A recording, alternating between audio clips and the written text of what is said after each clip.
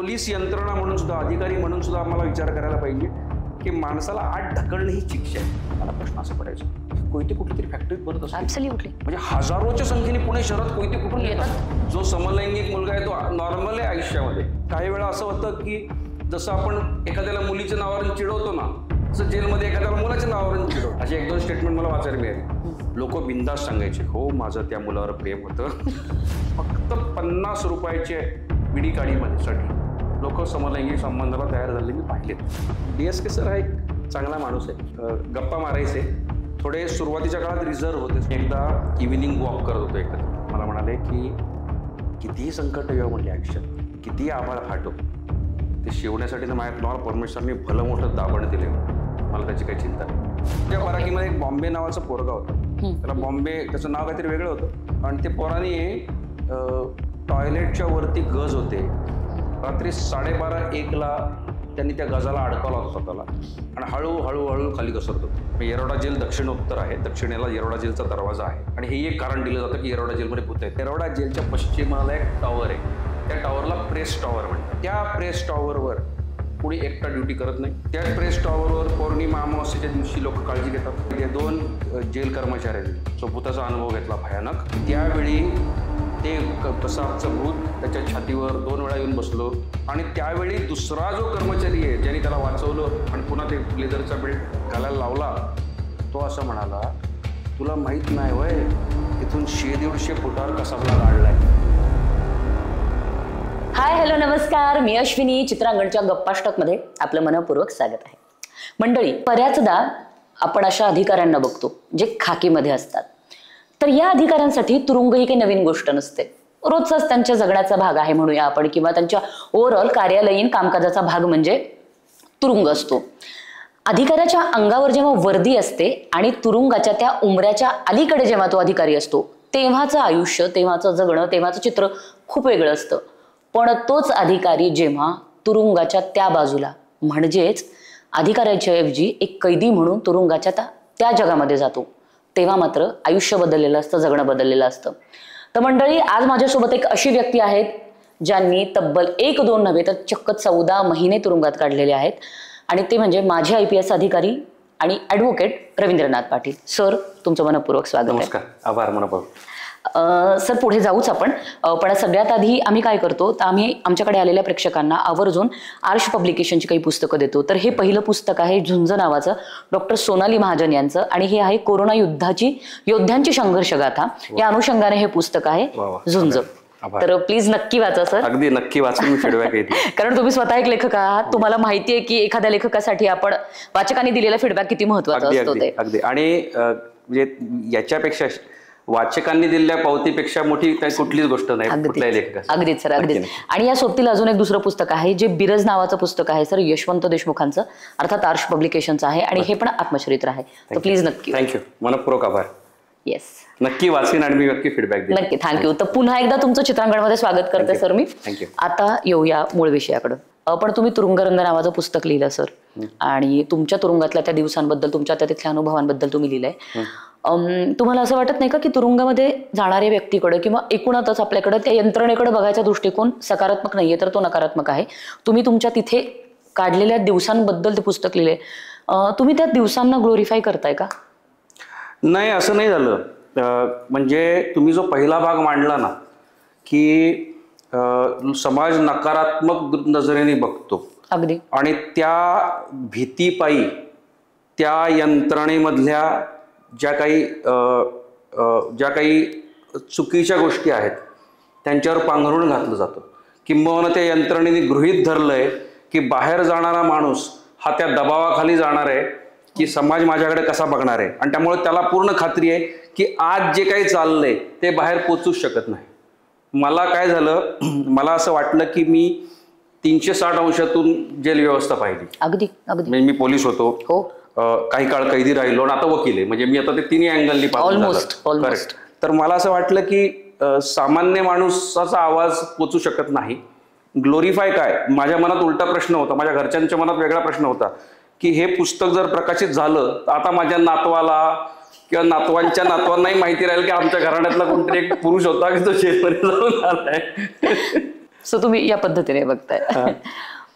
Sir तरी सुद्धा तुरुंगरंग लिहावंसं वाटलं तुम्हाला, जसं तुम्ही मगाशी म्हणालात की खूप वेगळ्या पद्धतीने तुम्ही खूप ब्रॉड विचार केला या पुस्तकामागे, पण तरी सुद्धा लिहावं वाटावं इतपत दिवस चांगले गेले का तुमचे तिथे?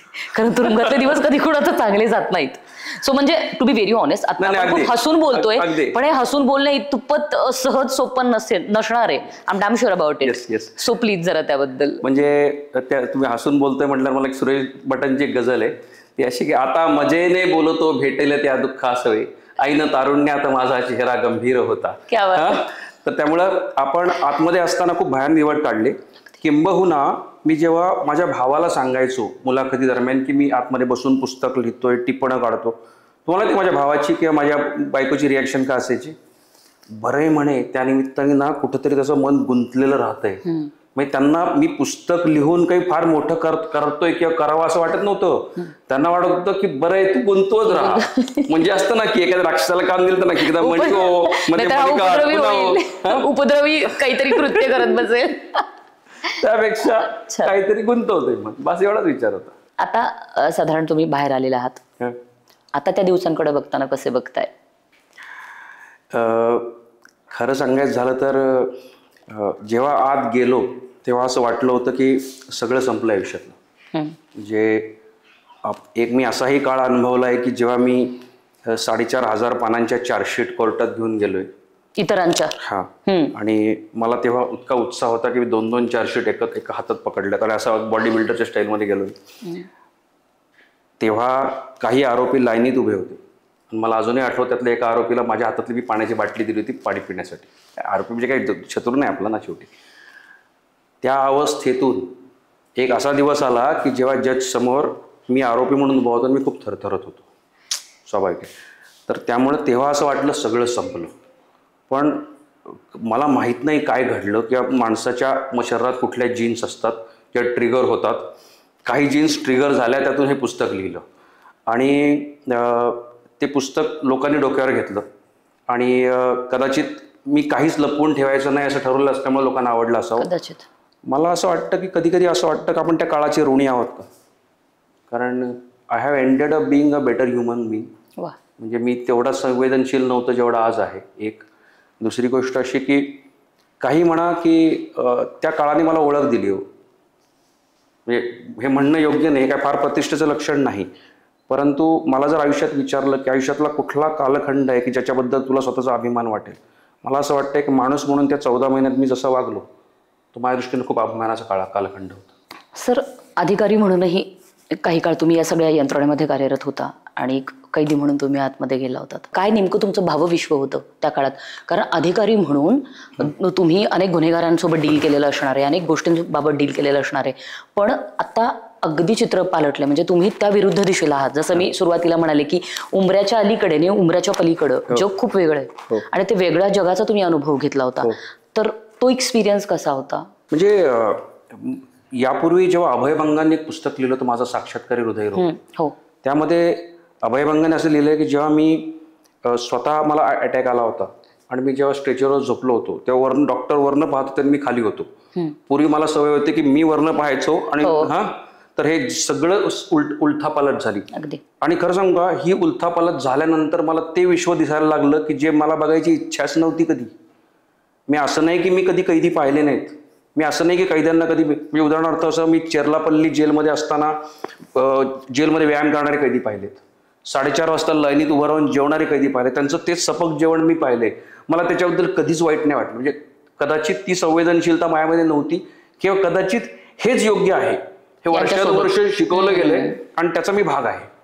म्हणजे मी योग्य आहे वागलोय किंवा अयोग्य हा वेगळा भाग. कदाचित माझ्यासारखेच इतरही अधिकारी असतील. हा ग्रूमिंगचा पार्ट होता. महात्मा गांधींनी एकदा म्हणलं होतं की मी म्हणे ते त्यांनी पुस्तक लिहिलं होतं इंडिया ऑफ माय ड्रीम्स. एकाच विषयावर महात्मा गांधींनी अनेकदा लेख लिहिलेत आणि म्हणाले मला स्वतःलाच जाणवतं की मी 20 वर्षापूर्वी याच विषयावर लिहिलेला लेख आणि आत्ताच यात खूप विचारात फरक पडलाय. हा वैचारिक बदल आहे ना, हा त्या काळात झाला तिथं. आणि त्यामुळे काय झालं, ती उपरती झाली की बाबा आपलं काहीतरी चुकतंय आणि कदाचित ती सुरुवातीला स्वार्थातून झाली की बाबा आता आपल्याला कैदी व्हावं लागलंय त्यामुळे हे वाईट आहे, हा एक भाग झाला. पण तेवढंच असतं तर मी इथपर्यंत पोहोचलोच नसतो. मला असं वाटतंय की पोलीस यंत्रणा म्हणून सुद्धा, अधिकारी म्हणून सुद्धा आम्हाला विचार करायला पाहिजे की माणसाला आत ढकलणं ही शिक्षा आहे. आत ढकलून त्याला परत वाईट जेवायला घाला, त्याला वाईट पद्धतीने झोपवा, त्याला वाईट पद्धतीने वागा, म्हणजे अजून वाईट वाईट वाईट म्हणजे तुम्ही किती लेवलला पोचताय. तर मला त्या गोष्टी जाणवल्या की ज्या कदाचित एक पोलीस म्हणून जाणवत नव्हत्या. मी इतकंच म्हणतो. सर, पण याच्यावर मला एक म्हणावं असं वाटतं, जसं तुम्ही म्हणतात की तिथे मिळणारी सगळंच वाईट आहे, जेवण वाईट आहे, राहण्याची व्यवस्था वाईट आहे, सगळं वाईट आहे. सर, पण फार काही चांगली कृत्य करून कोणी आज जेलमध्ये जात नाही ना. सो अर्थात वाईट कृत्यांची शिक्षा म्हणून जेलमध्ये टाकलं जातं. हा, म्हणजे हे काही मी सरसकटीकरण करणार नाही या गोष्टीचं. बऱ्याचदा काही जण अडकवले जातात, काही अनावधानाने काही गोष्टी घडत असतात, what ever it may be. पण तुम्ही काहीतरी चुकीचं कृत्य करताय, वाईट कृत्य करताय म्हणून तुम्ही जेलमध्ये जाताय, तर तिथे तुम्हाला चांगली ट्रीटमेंट मिळेल अशी अपेक्षा बालिशपणाची असं वाटत नाही का तुम्हाला? तुमचं लिडिंग क्वेश्चन आहे. म्हणजे तुम्ही म्हणता असं तुम्हाला वाटत नाही ना? वाटत नाही का? तुमच्या अपेक्षा मी नाही म्हणावं, पण तसं मला वाटत. मी त्याबरोबर उलट उत्तर देतो की पोलिसांचं काम, न्यायालयाचं काम आणि जेलचं काम हे पूर्ण वेगळे. पोलिसांचं काम आहे वाईट माणूस पकडणे, त्याला आत टाकणे. बरोबर आहे. न्यायालयाचं काम आहे की त्याची समीक्षा करणे आणि त्याला शिक्षा देणे. बरोबर आहे. आणि जेल व्यवस्थेचं काम आहे जो आत गेलेला माणूस आहे त्याला काय तुम्ही आयुष्यभर ठेवणार आहात का? ऐका, एका सर्टन टाइम पिरियड पर्यंत, म्हणजे जेवढ्या वेळापर्यंत ठेवणार ते तुमचे हेतू काय आहे की त्याला एक बरा माणूस बनवणे आणि बाहेर पाठवणे. पण समजून घ्या काय आहे, तो एका समाज व्यवस्थेचाच भाग आहे. तो कधी ना कधीतरी बाहेर जाणार आहे. आता समजून घ्या की तो बाहेर जाताना दोन सिनारिओ तुमच्या समोर ठेवतो. सिनारिओ 1 की तो आतमध्ये गेलाय, तो इंग्रजी शिकलाय, तो काहीतरी नवीन स्किल शिकलाय आणि तो नंतर जाऊन आपलं काम करतोय. म्हणजे फॉरेन कंट्रीमध्ये अशा अनेक लोक भेटतात की मी 5 वर्ष जेलमध्ये होतो आणि आता माझा स्वतःचा व्यवसाय आहे, हे सांगणारे लोक भेटतात. तर तो जर परतच येणार नसेल, त्याला फाशीच द्यायची असेल तर विषयच वेगळा. पण 99% लोक परत येणार आहेत ना. मग तो परत येताना तुम्हाला दुसरा सिनारिओ समोर ठेवतात की तो बाहेर येताना असा त्वचारोग घेऊन आलाय की जो फक्त जेलमध्ये बघायला मिळतो. आणि तुमची जर अपेक्षा असेल की हा त्वचारोग फक्त त्याच्या पुरताच मर्यादित आहे, नाही नाही नाही, तो झोपडपट्टीत राहतो, हा त्वचारोग त्याच्या एरियात पसरणार आहे, तो तुमच्या मोलकरणीपर्यंत पसरणार आहे आणि तो तुमच्या घरापर्यंत येणार आहे.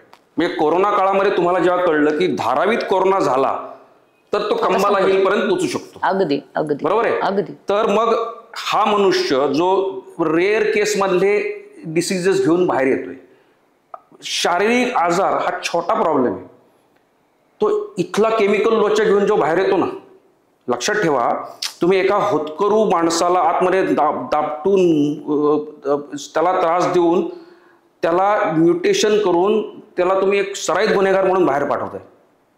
तो कोणाच्या घरातून गुन्हे करणार आहे? आपल्याच. हा, त्यामुळे जेल ही एक फॅक्टरी आहे.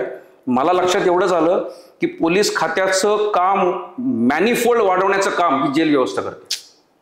त्यामुळे प्रश्न तुम्ही तोच उदाहरण परत घेतो की मी सामान्य माणसाला घर देतो का? असं म्हणजे एखादा सुशिक्षित बेरोजगार आहे, सरकार म्हणतं का चल तुला घर बांधून देतो? नाही देत.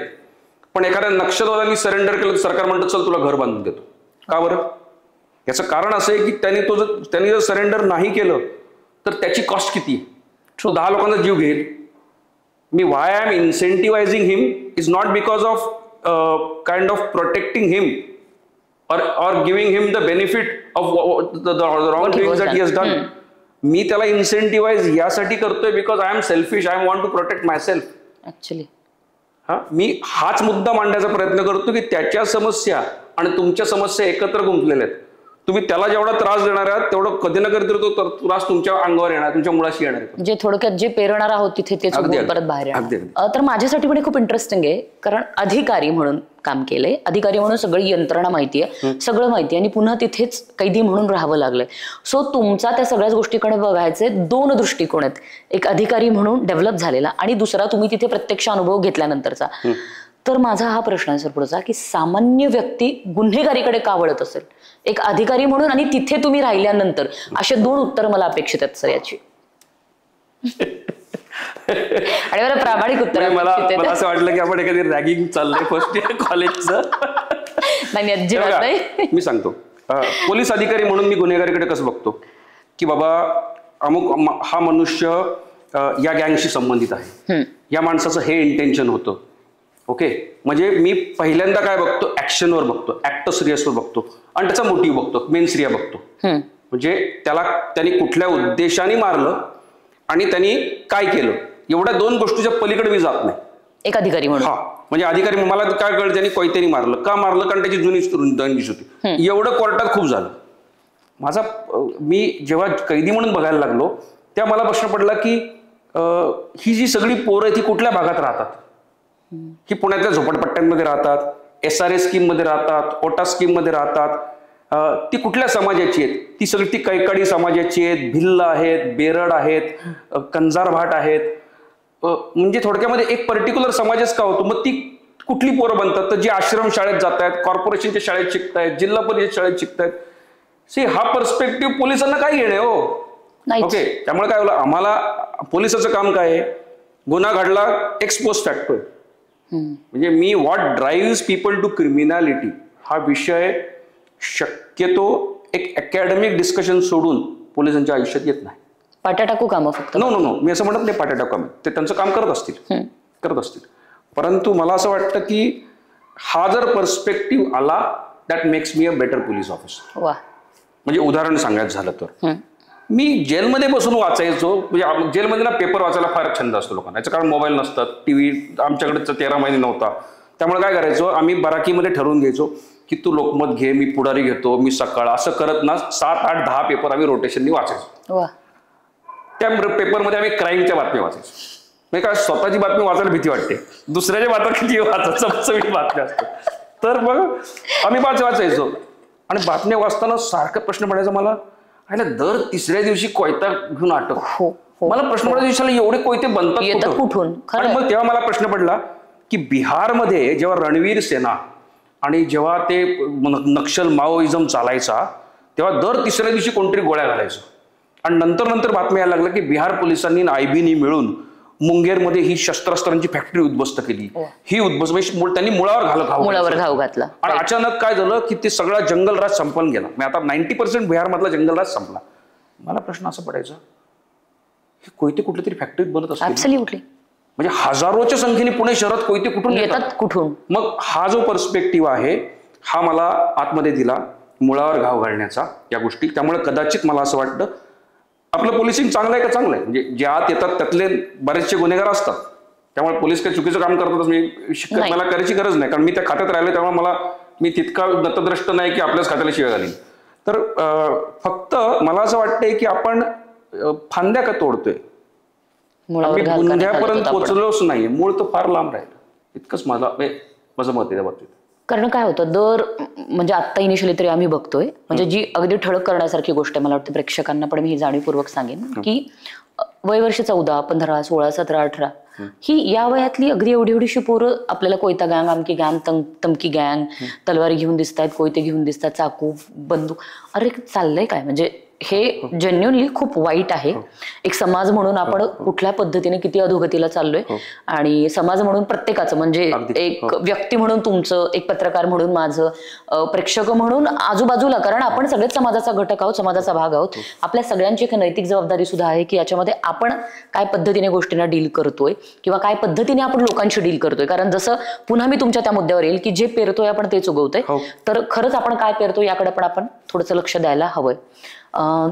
पुढच्या प्रश्नाकडे येते. जेलमधले दिवस डेफिनेटली कोणाचंच चांगले नसतात, कोणी आनंदाने जेलमध्ये जात नाही. तर प्लीज तुमचे जेलमधले दिवस नेमके कसे होते, वाईट होते असं स्पेसिफिकली न सांगता एक्झॅक्टली तिथल्या अनुभवांवर थोडंसं ऐकायला आवडेल. काय झालं, मी जेव्हा पुस्तक लिहायला सुरुवात केली तुरुंगरंग, तेव्हा मी जाणीवपूर्वक टाळलं की मी माझी कहाणी नाही सांगणार. त्याचं कारण असं आहे की बऱ्याचदा माणूस अशा ट्रॅपमध्ये सापडतो की मी सहानुभूती निर्माण करायचा प्रयत्न करतो. मी स्वतःला प्रश्न विचारायचा, मी का पुस्तक लिहितोय, त्यामुळे ते करायचं नाही म्हणून मी गोष्टी टाळल्या. खरं सांगायचं झालं तर माझी अवस्था काही सामान्य कैद्यापेक्षा फार वेगळी नव्हती. आणि मी ते जेवण जेवायचो, मला काही घरना डबा येत नव्हता की जे सामान्य माणसं जेवतात ते. मी तशाच प्रकारच्या ह्याच्यावर झोपायचो. तर म्हणजे आत्ता या सोफ्याची जेवढी विड्थ आहे तेवढी विड्थ मला झोपायला मिळत होती. आणि ही विड्थ जिथं संपते इथं शेजारी दुसरा माणूस झोपत होता, परंतु एवढी विड्थ मला मिळत होती. हा मी जेलमधला एक भाग्यवान कैदी होतो. त्याचं कारण एवढी जेलमधल्या 1/3 लोकांना मिळत नाही. हो. हां, तर बराकीमध्ये जबाबदारी सांभाळणारे शिक्षा कैदी असतील किंवा इतर अधिकारी असतील, थोडीफार सहानुभूती वाटते. म्हणून म्हणजे जेलमधली माझी लक्झरी ही होती की मला पाठ टेकता येत होती, काही लोकांना तेही टेकता येत नव्हती. जेलमधली शौचालय फार भयानक असतात. म्हणजे स्वच्छतागृह हा शब्द चुकीचा आहे, ती सगळीच अस्वच्छतागृह आहेत. आणि त्यानंतर हौद असतात पाण्याचे, त्या हौदावर आंघोळ करायची वेळ येते आणि अशी सार्वजनिक आंघोळ असते तिथं. आणि बादल्यांसाठी लाईन लागते, मारामाऱ्या होतात. बघितलंय ते सगळं टीव्हीवर आम्ही. आणि मग त्यामुळं त्याच अवस्थेतून सगळे जायचो. फक्त काय झालं माहिती का, मी एक ॲनिमल इन्स्टिंक्ट डेव्हलप केला होता माझ्यामध्ये. कारण तुम्हाला जर जगायचं असेल जेलमध्ये, तर पहिली गोष्ट तुम्हाला भविष्यात आणि भूतकाळात जगता येत नाही. बरोबर आहे. म्हणजे मी काय होतो आणि माझं काय होणार, या दोन चिंतेमध्ये जेलमधल्या निम्म्या माणसांचं आयुष्य संपून जातं. आपण काय करायचं, वर्तमानात जगायचं. मला आमच्या घरच्या पेट डॉगची नेहमी आठवण यायची की तो कसं जगतो तसं राहायचं. म्हणजे काय, त्याला अन्न दिसलं की आनंद होतो. तर मग आपण आता शरीराला सवय करून घ्यायची की उपमा आहे आलाय, तो इतका तो डालडा तुपातला आहे, तो 5 मिनिटात नाही खाल्ला तर तो कडक होणार आहे. मग ठीक आहे ना, 5 मिनिटं आहेत ना आपल्या हातात, तर पटकन संपवा. ठीक आहे. मग दूध पातळ आहे, हे आता चर्चेचा विषय नाही, आपल्याला जगायचंय ना. म्हणजे जेल बाहेर आपण खाण्यासाठी जगतो, जेलमध्ये जगण्यासाठी खावं लागतं, मग ते करायचं. मग त्यातल्या त्यात आयुष्य सुखी का होतं, मी सुखा शब्द फार जबाबदारीने बोलतोय. कारण जेलच्या कॅन्टीनमध्ये, डिपार्टमेंटल स्टोअरमध्ये तुम्हाला तुमच्या वैयक्तिक खर्चातून काही गोष्टी विकत मिळतात. म्हणजे दर महिन्याला 5,000 रुपयाचं कॅन्टीन मिळतं. मग त्यातून बदाम विकत घ्यायचो, बदाम भिजवायचो, सकाळी बदाम खायचे. बरं, जेलमधले नायजेरियन कैदी इतरांना व्यायाम शिकवायचे. तिथे एक डेव्हिड नावाचा कैदी होता, तो माझ्याकडनं पुषप बिषप मारून घ्यायचा. तर म्हणजे ठीक आहे, मला काढायचं जगण्यासाठी करायचो आम्ही. पुस्तकं वाचायचो. याच्यामध्ये अनेकदा तब्येती खराब होतात. जेलमध्ये सर्दी झाली तरी पटकन बरी होत नाही, इम्युनिटी संपलेली असते.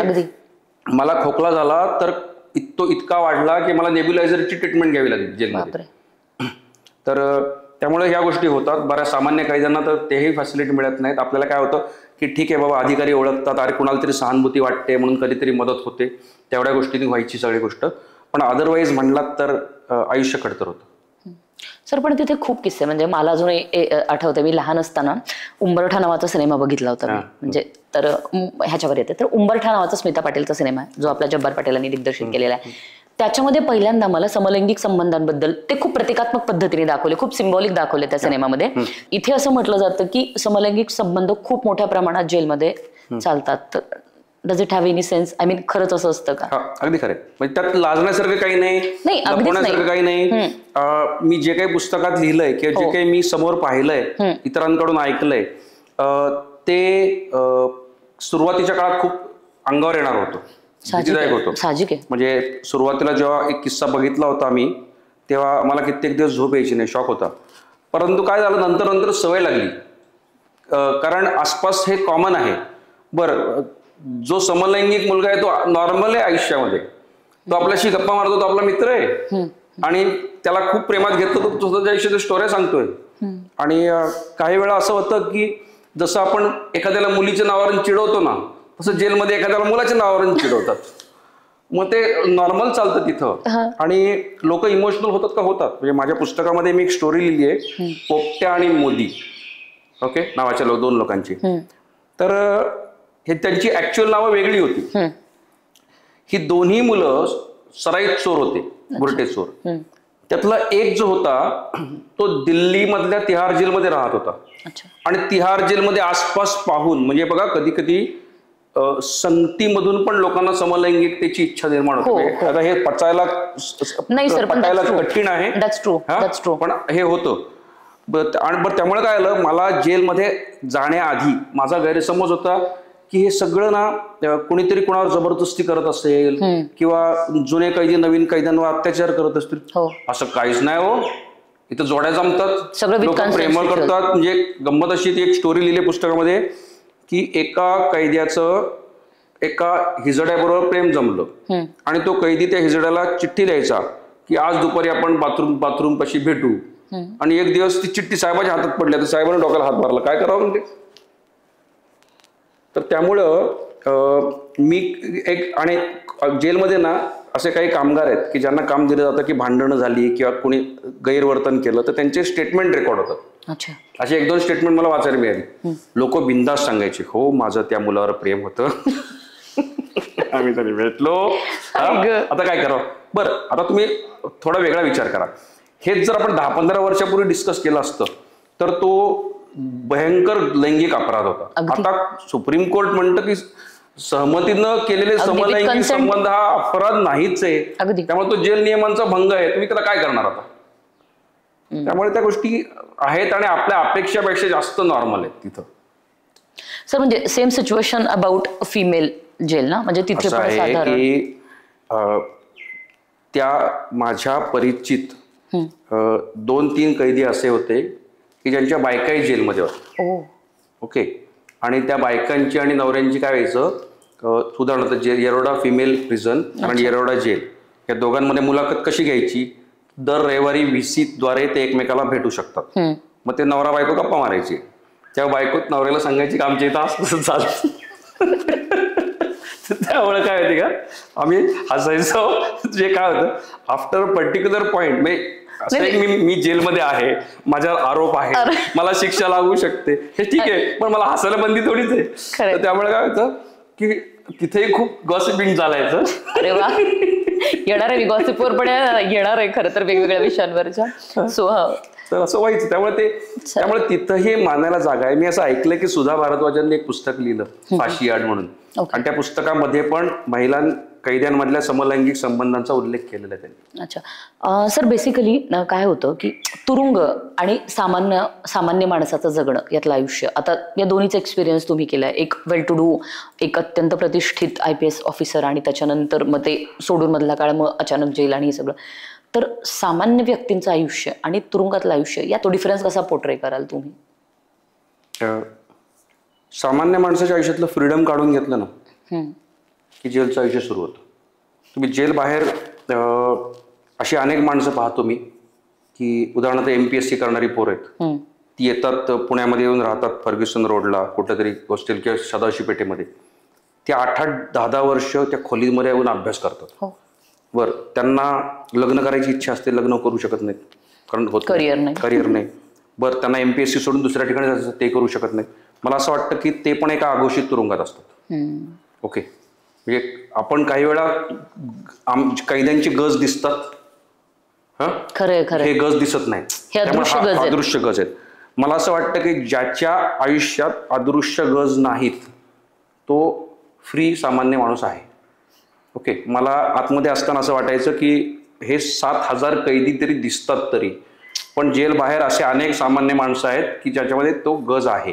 त्यामुळं सगळ्यात मोठा भाग आहे फ्रीडम, आणि तो किती महत्वाचा आहे. मी आत्ता जेल बाहेर पडलेल्या अनेक कैद्यांच्या कहाण्या बघतो. 6-6, 7-7 वर्ष झाल्यानंतर हा मनुष्य काही वेळा झोपायला घर नसतं, कधी याच्याकडे राहील, कधी फुटपाथवर राहील, पण तरी तो आनंदी असतो. तिथं जाऊन आल्यानंतर म्हणतो सॉरी, जे काही ते खूप चांगलं आहे, हे भारी आहे. बाहेरचा उपास आतल्या जेवणापेक्षा भारी. त्यामुळे सामान्य माणसाचं स्वातंत्र्य याची किंमत, that is the biggest and probably the most prominent differentiating factor between the two. मला वाटतं आतमध्ये गेल्यावरच तुम्हाला इथल्या बाहेरच्या स्वातंत्र्याची आणि एकूणच सगळ्या गोष्टींची खरी किंमत तिथे जाऊन कळत असेल. हे त्यासाठी जायला हवं असं नाहीये मंडळी. नको, ते खरं तर कोणाच्याही वाट्याला येऊ नये. सर तिथे असताना तुम्ही, मला वाटतं DSK सुद्धा त्यावेळेला होतं, DS कुलकर्णी, ही जो वेल नोन बिल्डर, तर ते पण तिथे होतं. तर तुमच्या काही गप्पा व्हायच्या, काही गॉसिप्स वगैरे? मी मगाशी म्हणून म्हणाले की सर जरा गॉसिपवर येणार आहे मी, तर कसं असं काही व्हायचं का? कसं आहे की DSK सर हा एक चांगला माणूस आहे, आणि मी यासाठी नाही म्हणत की माझा त्यांच्याकडे काही स्वार्थ आहे. आम्ही जेलमध्ये दाखवायला एक आणि वास्तविक दुसऱ्या प्रकारची अशी अनेक माणसं पाहिली मी. तर गप्पा मारायचे थोडे सुरुवातीच्या काळात रिझर्व होते. स्वाभाविक काय असतं माहिती का की जेलमध्ये प्रत्येक जण सुरुवातीचे 4 दिवस एकमेकाला आपल्यामध्ये एक फिलिंग असतं की मी संत आहे तू चोर आहे. ती फिलिंग म्हणजे नंतर ती फिलिंग अशी होते की आयदर आपण दोघे चोर संत आहोत, पण ती फिलिंग डेव्हलप होई पण वेळ लागतो. तर त्यामुळे सुरुवातीला आम्ही भेटलो. इनफॅक्ट त्यांना कविता आठवायच्या पण ऐकवायचाही छंद होता. वा. आणि खूप पॉझिटिव्ह बोलायचे ते, खूप मोटिवेशनल बोलायचे. म्हणजे मला आठवतंय की पहिल्यांदा जे भेटले तेव्हा मला त्यांनी कुसुमाग्रजांची कविता ऐकवली होती, की मोडून पडला संसार आणि मोडला नाही कणा. नंतर काय आलं, आम्ही एकदा इव्हिनिंग वॉक करत होतो एकत्र, आणि ते संध्याकाळच्या वेळी सावकाश हळूहळू चालायचे. मग त्यांच्यासोबत एकदा चालता चालता मला म्हणाले की कितीही संकट येऊ म्हणले आयुष्यात, कितीही आभाळ फाटो, ते शिवण्यासाठी ना माझ्या तुम्हाला परमेश्वरांनी भलं मोठं दाबण दिलंय म्हणले.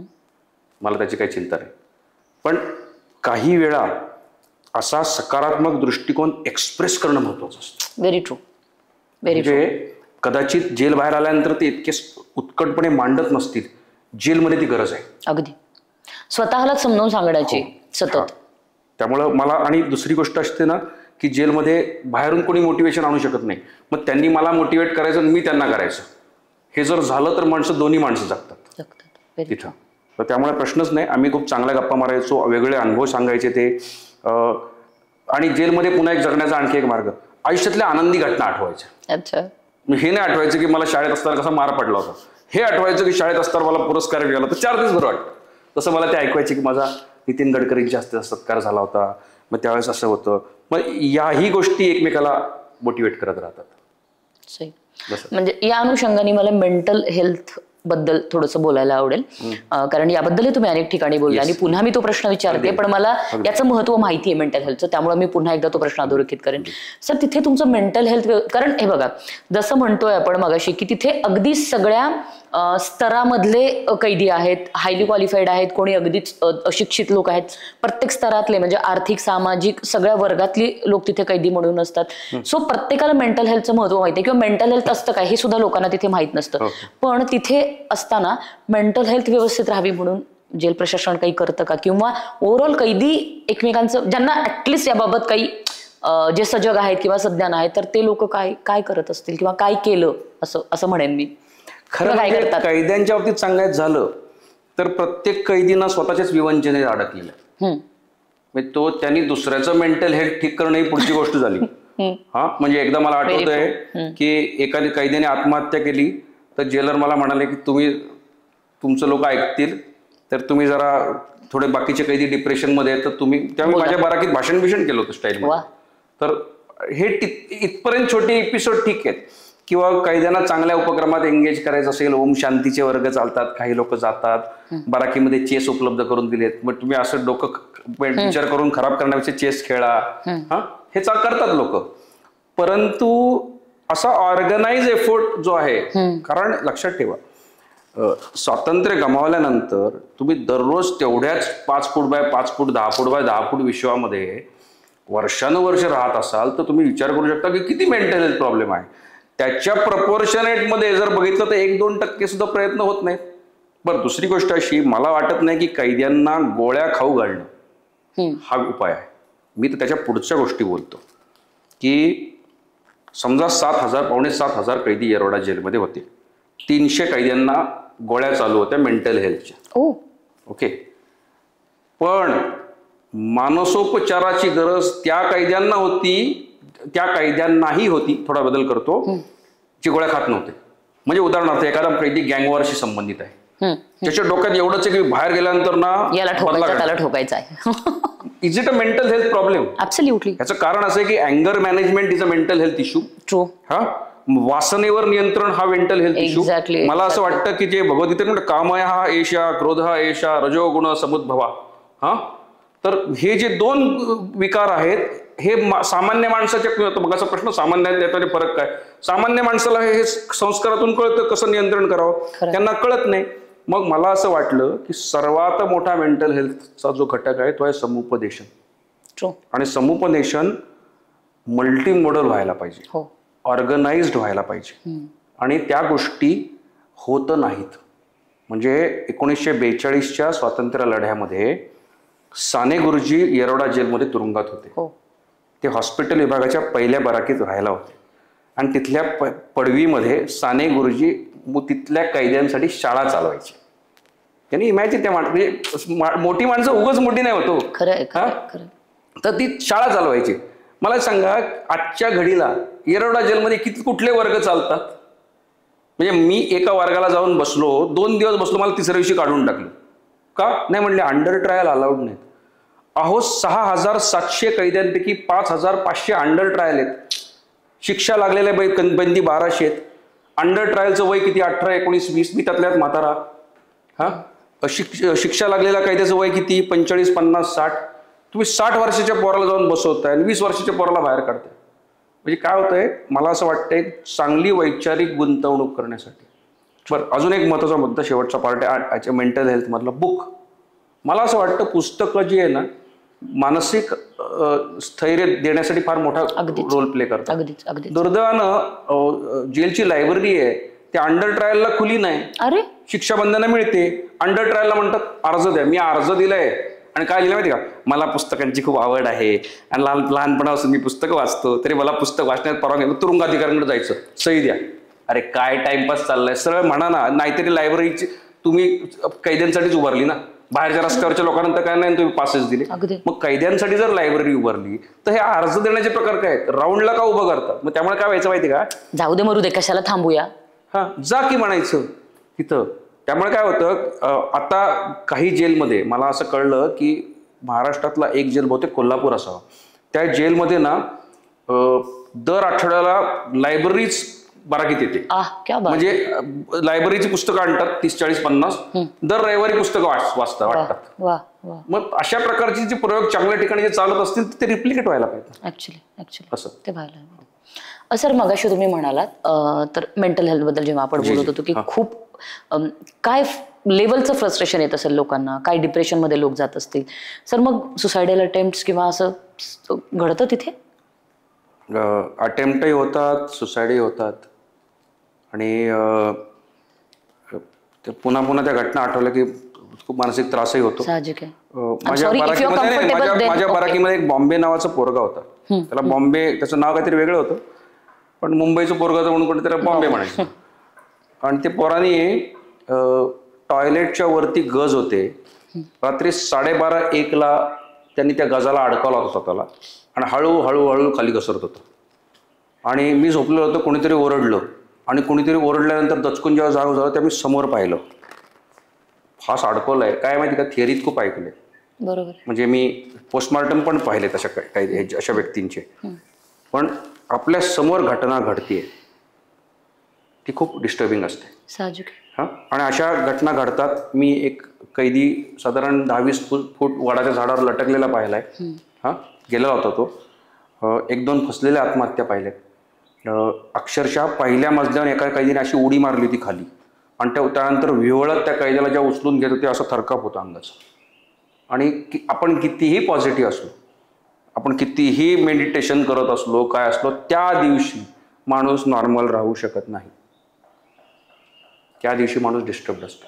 आणि बऱ्याच वेळा असं वाटतं की हा मार्ग चांगला आहे बरं का. तुम्हाला वाटलं असं कधी? अरे बापरे, म्हणजे माझ्या घरच्यांना मी कधी सांगू नाही शकलो, पण असे 5-6 वेळा तरी विचार मनात येऊन गेले की आपण असं आत गेलोय, असं बाहेर येणारच नाही. आता असं आत गेलो तर असंच वर जायचं. म्हणजे तुम्हाला सांगतो, अनुभव सांगतो. 19 नोव्हेंबर का 21 नोव्हेंबर 2022ला माझी मुलाखत आली होती. माझा खाली जामीन मांडला होता आणि जामीन रिजेक्ट झाला म्हणून मला सांगायला आली होती ती वकील. मला म्हणाली, तुला कळलं का काय झालं? म्हटलं नाही, मला काहीच माहीत नाही, आतमध्ये काही कळलं नाही शिकलं. नाही म्हटलं, तुझा जामीन रिजेक्ट झाला आहे. म्हटलं बरं. तिकडे 1 मिनिट सायलेन्स, इकडे 1 मिनिट सायलेन्स. दोघांनी रिसिव्हर हातात घेतलाय. मी काय बोलत नाही, ती काय बोलत नाही. ती मला म्हटली, मग तुला आता कॅन्टीनसाठी मी मनी ऑर्डर करते बरं का, कारण तिला माहिती आहे माझे पैसे संपलेत आणि मला आता हायकोर्टात जायचं म्हणजे 6 महिने काढायला लागतं. तर बाहेर आल्यानंतर पहिली फिलिंग अशी येते की आता रूमवर जायचंच नाही. पण मला माहिती आहे की तो 200 मीटरचा पट्टा मी कसा क्रॉस केलाय. बापरे. ताकदच वाटत नाही मला, आपल्याला असं वाटतच नाही जगावं म्हणून त्या पर्टिक्युलर पॉईंटला. That bad is a situation. पण ठीक आहे, म्हणजे हे मी कधी सांगितलं नाही, पण घरच्यांना नाही म्हणायचं नाही मी खूप आनंदी आहे म्हणून. असं होतं. चालेल. सॉरी, नाही, नाही, अगदी. मला तुम्हाला पुन्हा अनकम्फर्टेबल करायचं नव्हतं. नाही अजिबात नाही.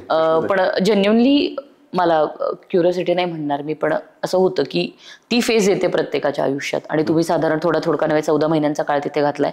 लोक 14 वर्ष पण म्हणजे ऑलमोस्ट कित्येक वर्ष लोक तिथे घालतात. सर ती अजून एक गमतीशीर म्हणजे येरवडा, म्हणजे मी खरं तर मी काय अशा गोष्टींमध्ये फारशी इंटरेस्टेड नाही, पण मी म्हणाले ना तुम्हाला की मी तुमचे काही मुलाखती ऐकल्यात. मी तुरुंगरंग थोडंसं चाळून झालेलं होतं, चाळून झालं, मी वाचलं नाहीये पूर्ण, हे पण कबूल करते मी.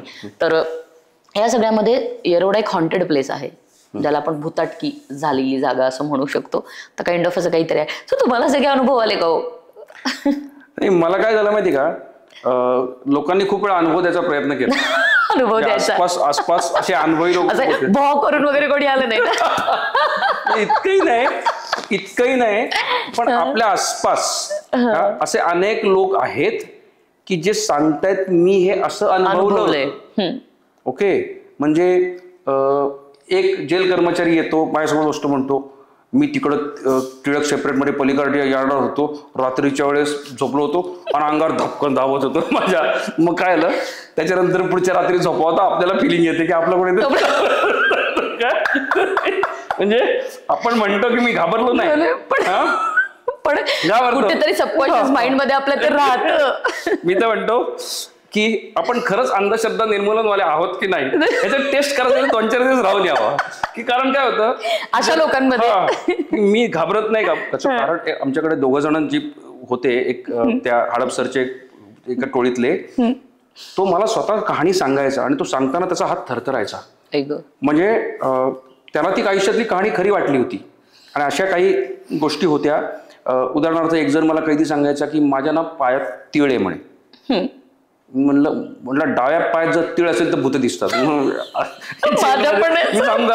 मी सांगा का, मी एक पारी पुस्तक लिहिलं याच्यावर की कुठल्या शरीरात लक्षणं असतील तर भूत दिसू शकतात.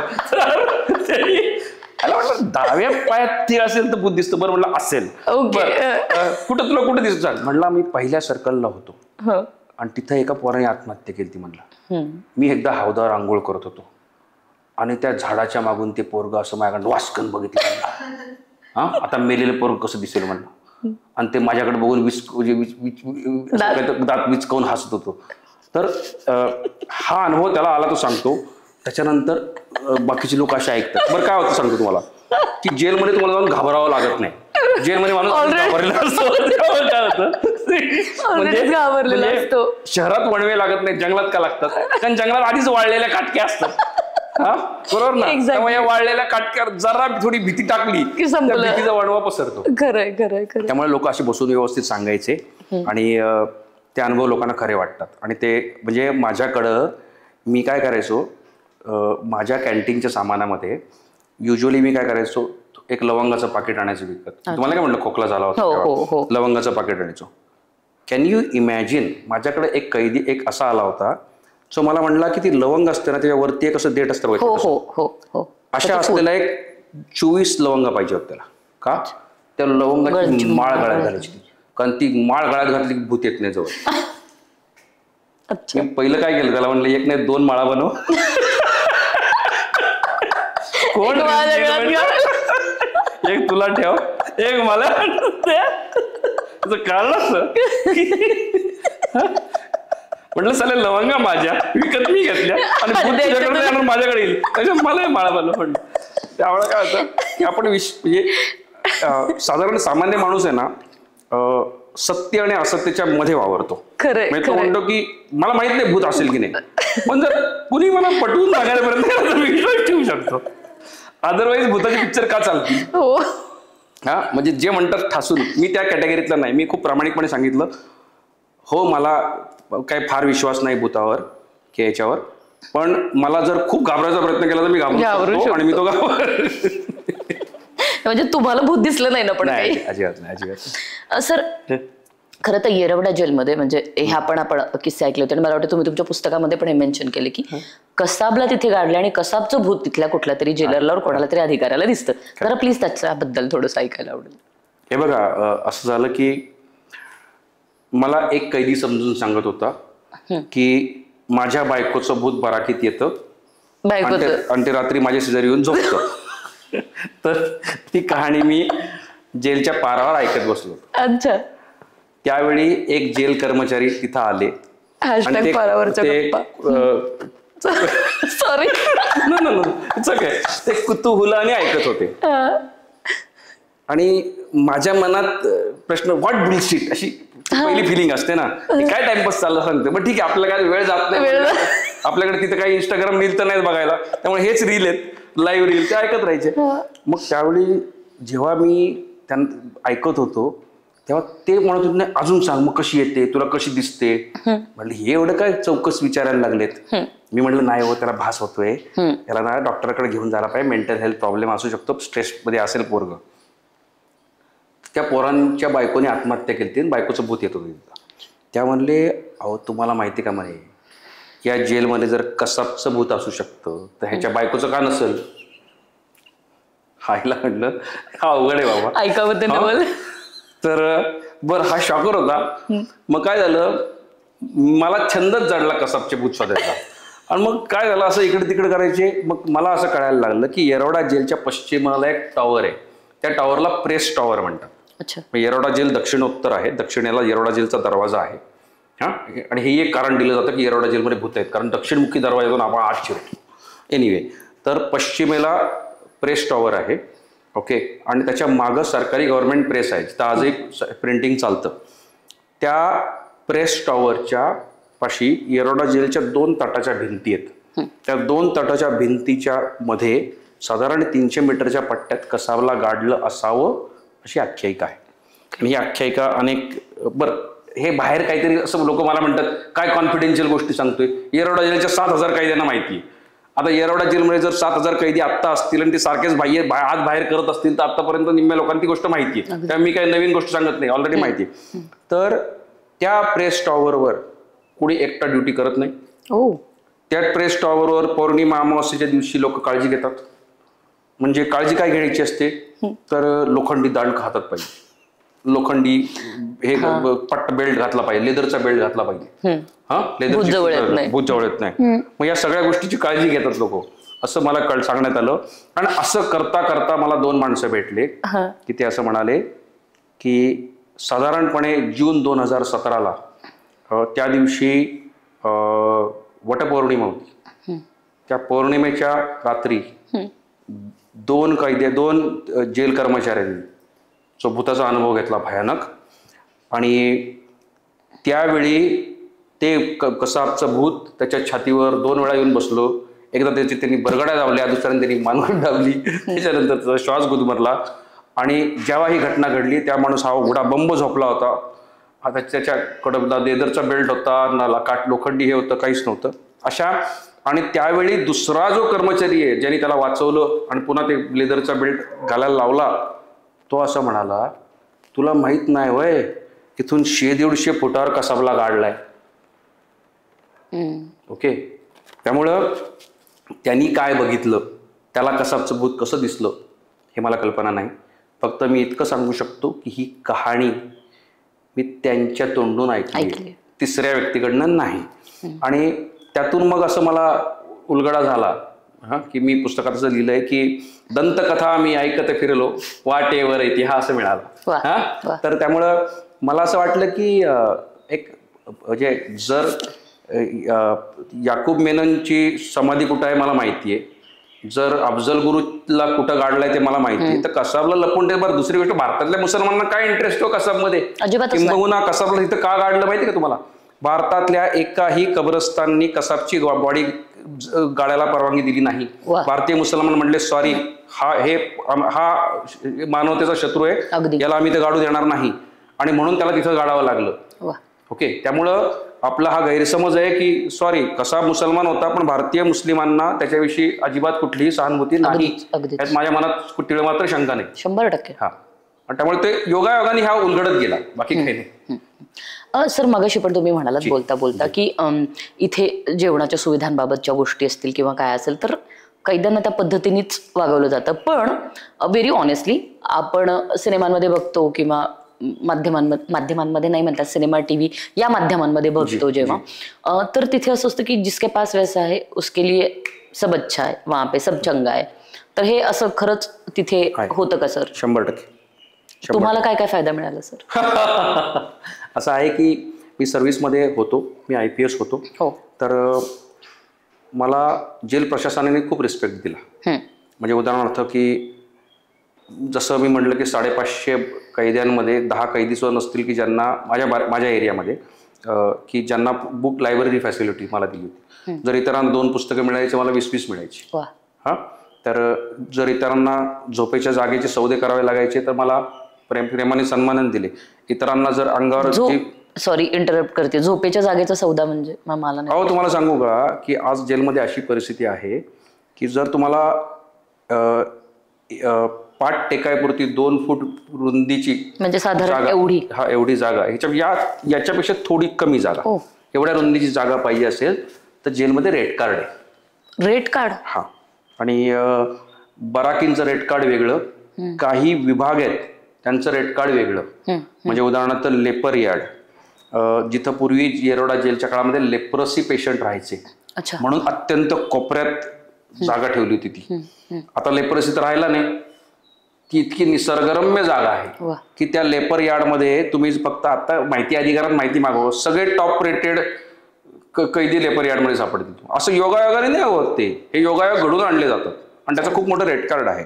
तर त्यामुळं टिळक सेपरेट यार्ड असेल किंवा हे असेल किंवा बी यार्ड असेल, अशा यार्डांमध्ये काही ठिकाणी मी असं म्हणत नाही सगळेच सौदे चालतात, पण सौदे फार उघड चालतात. हो, त्यात लपवण्याचं काहीच नसतं. तोंडावर लोक पैसे मागतात तिथं, हे असं काय नसते. आणि मग ते कसे दिले जातात पैसे? म्हणजे कारण जेलमध्ये आहात तर पर्टिक्युलर एखाद्या दिवशीच तुमचं कुटुंबीय तुम्हाला भेटायला येत असेल ना, मग ते काय पैसे घेऊन येतं का? ते पैसे कुटुंबीय तुम्हाला देतं का? एक्झॅक्टली ही यंत्रणा चालते कशी? खरंच आहे. पूर्वीच्या काळी जेव्हा तंत्रज्ञान नव्हतं, जेव्हा डिजिटल इंडिया यायचा होता, त्याही प्रक्रिया कॉम्प्लिकेटेड होती. कारण लोकांनी कधी कॅश द्यायची, कधी मिळणार. आता काय झालंय, पैसे UPI ने येतात. त्यामुळे पैसे QR कोड, हा सगळा QR कोडने भ्रष्टाचार चालतो. सिरियसली? हा. आणि इट्स रेकॉर्डेड ना, QR कोडने तुम्ही ट्रान्झॅक्शन केलं म्हणजे रेकॉर्ड असणार की. पण ट्रान्झॅक्शन कसं होतं माहितीये का तुम्हाला? लोकांनी काय केलं, सगळे सरोगेट अकाउंट्स ओपन केलेत. म्हणजे प्रत्येक जेल कर्मचाऱ्यांनी, म्हणजे सगळे नाही पण जे त्यात इन्व्हॉल्ड आहेत, आपले नातेवाईक, मित्रमंडळी, ओळखीचे, सोमे गोमे यांच्या सगळ्यांच्या अकाउंट तयार करायची, त्याचे QR कोड पाठवतात, ते QR कोडवर पैसे ट्रान्सफर होतात. मग गरजेप्रमाणे रेट कार्ड ठरतं आणि मग त्याच्यानंतर डिस्ट्रीब्युशन कसं होतं त्यांना माहिती. पण या गोष्टी उघड सत्य आहेत. आणि म्हणजे आता सुद्धा तुम्ही येरोडा जेलच्या बाहेर जाऊन कैदीन त्यांच्या नातेवाईकांना विचारलं, ते म्हणतील आमच्याकडे QR कोड आलाय, मला पैसे पाठवायचे जातात. बरं, बाहेरच्या लोकांना माहित पण नसतं अनेकदा की कशासाठी पैसे मागतोय, पण ज्या अर्थी तो 25,000 द्या, 50,000 द्या, ₹1,00,000 द्या, ₹2,00,000 द्या म्हणतोय, त्या अर्थी काहीतरी मोठं कारण असणार. त्यामुळं जी श्रीमंत कैदी असतात त्यांना परवडतं आणि त्यांना सहन होत नाही. याचं कारण असं आहे, काय पांढरपेशा कैदी जो असतो ना, त्याला राहणं शक्य नसतं. कदाचित मला असं वाटतं की आय एम रिअली थँकफुल की 10 महिन्याचं ट्रेनिंग का असे ना, त्या ट्रेनिंगचा कुठेतरी फायदा होतो. मेंटली माणूस स्ट्रॉंग होतो, थोडंसं अवघड सिच्युएशन फेस करायची सवय लागते, त्यामुळे टिकतो. अदरवाईज जे श्रीमंत कैदी आहेत ते तयार होतात पैसे द्यायला, पण UPIच्या माध्यमातून पैसे फिरतात. सॉरी, आपण त्या ह्याच्यावर बोलत होतो, जागा. हा, मग ही जी जागा आहे ना, तर आपण कशावर बोलत होतो? हा, तिथे काय पद्धतीने जिसके पास पैसा आहे एवढी जागा त्यांना मिळते. जेवणाच्या वेळेस काय होतं माहिती आहे का तुम्हाला, की जेवणाचा जुगाड आपला करायला लागतो. म्हणजे असं आहे की जेवणासाठी तुम्हाला तर्री पाहिजे, जास्त थोडा जरा पोळ्या पाहिजेत, कारण काय होतं सपक जेवण असतं. मग ते जे वाटणार आहेत त्यांच्यावरच सौदे करतात लोक. म्हणजे जे वाढपी असतो, वाढप्याला सांगायचं तुला महिन्याला ₹500 देतो, दे. पाण्याचं आता काही ठिकाणी दुर्भिक्ष आहे, तर पाण्याच्या बादलीचा रेट आहे ₹250 पर पाण्याची बादली रेट होता आमच्या वेळेस. मग महिन्याला समजा मला दिवसाला 4 बादल्या पाहिजेत, कारण 2 आंघोळीला, 2 कपडे धुवायला, तर 4 बादल्या पाणी पाहिजे, तर मग ₹1000 महिन्याचा हिशोब करायचा. तर असं काही वेळा जेल प्रशासन पार्टनर होतं, भागीदार होतं, काही वेळा कैदी होतं. मग एकमेकात साठलोट चालतं. त्यामुळे काय होतं, जगण्यासाठी जे गरजेचं ते लोक करतात. सर, हा इतका उघड भ्रष्टाचार, याला भ्रष्टाचार म्हणतात, आमच्या भाषेत त्याला भ्रष्टाचार म्हणतात. तर इतक्या उघड पद्धतीने जर हा भ्रष्टाचार सगळा चालत असेल, तर मग यंत्रणा काय करते? म्हणजे यंत्रणाच या सगळ्यामध्ये इन आहे, तर मग सामान्य म्हणजे मला प्रश्न पडलाय की तुमचा प्रश्न का तुम्हाला, म्हणजे म्हणायचं काय, यंत्रणा काही करत नाही का?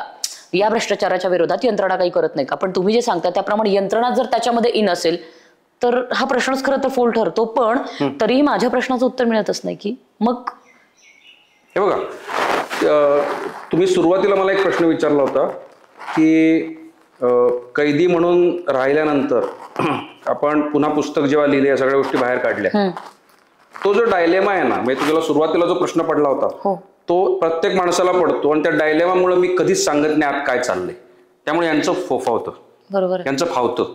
ओके, आता कदाचित असं होत असावं. मला एक रिटायर्ड DIG आहेत की ज्यांनी हे पुस्तक वाचलं जेलचे प्रशासनाचे. मला म्हणाले काय होतं की वरिष्ठ अधिकाऱ्यांना DIG जाणार असेल जेलमध्ये तर परंपरा अशी आहे की जेलचं अख्खं गेट ओपन करायचं आणि माणूस आत जाणार.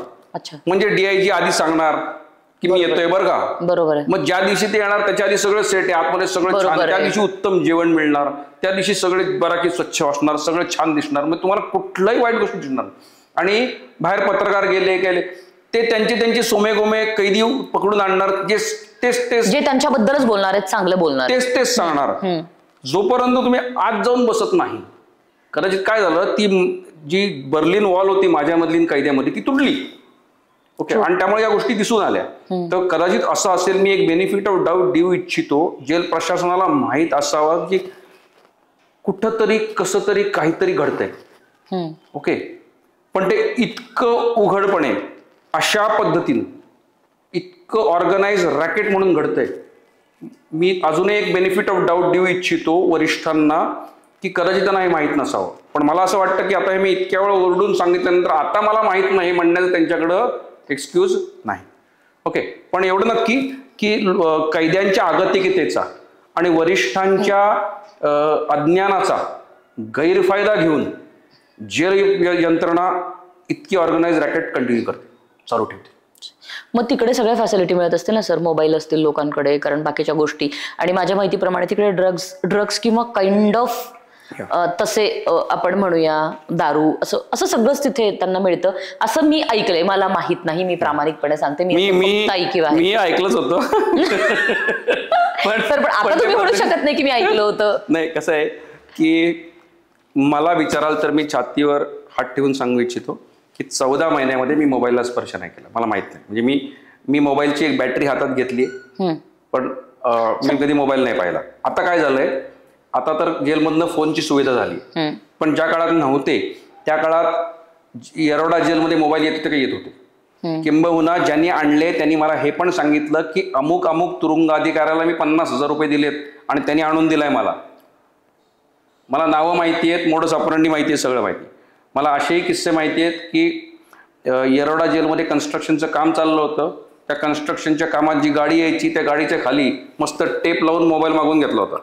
आता खाली कोण चेक करायला जातं ना बॅटरी टाकून. सर पण मग मोबाईल जरी आत आला तर तो लावणार कुठे? Very good question.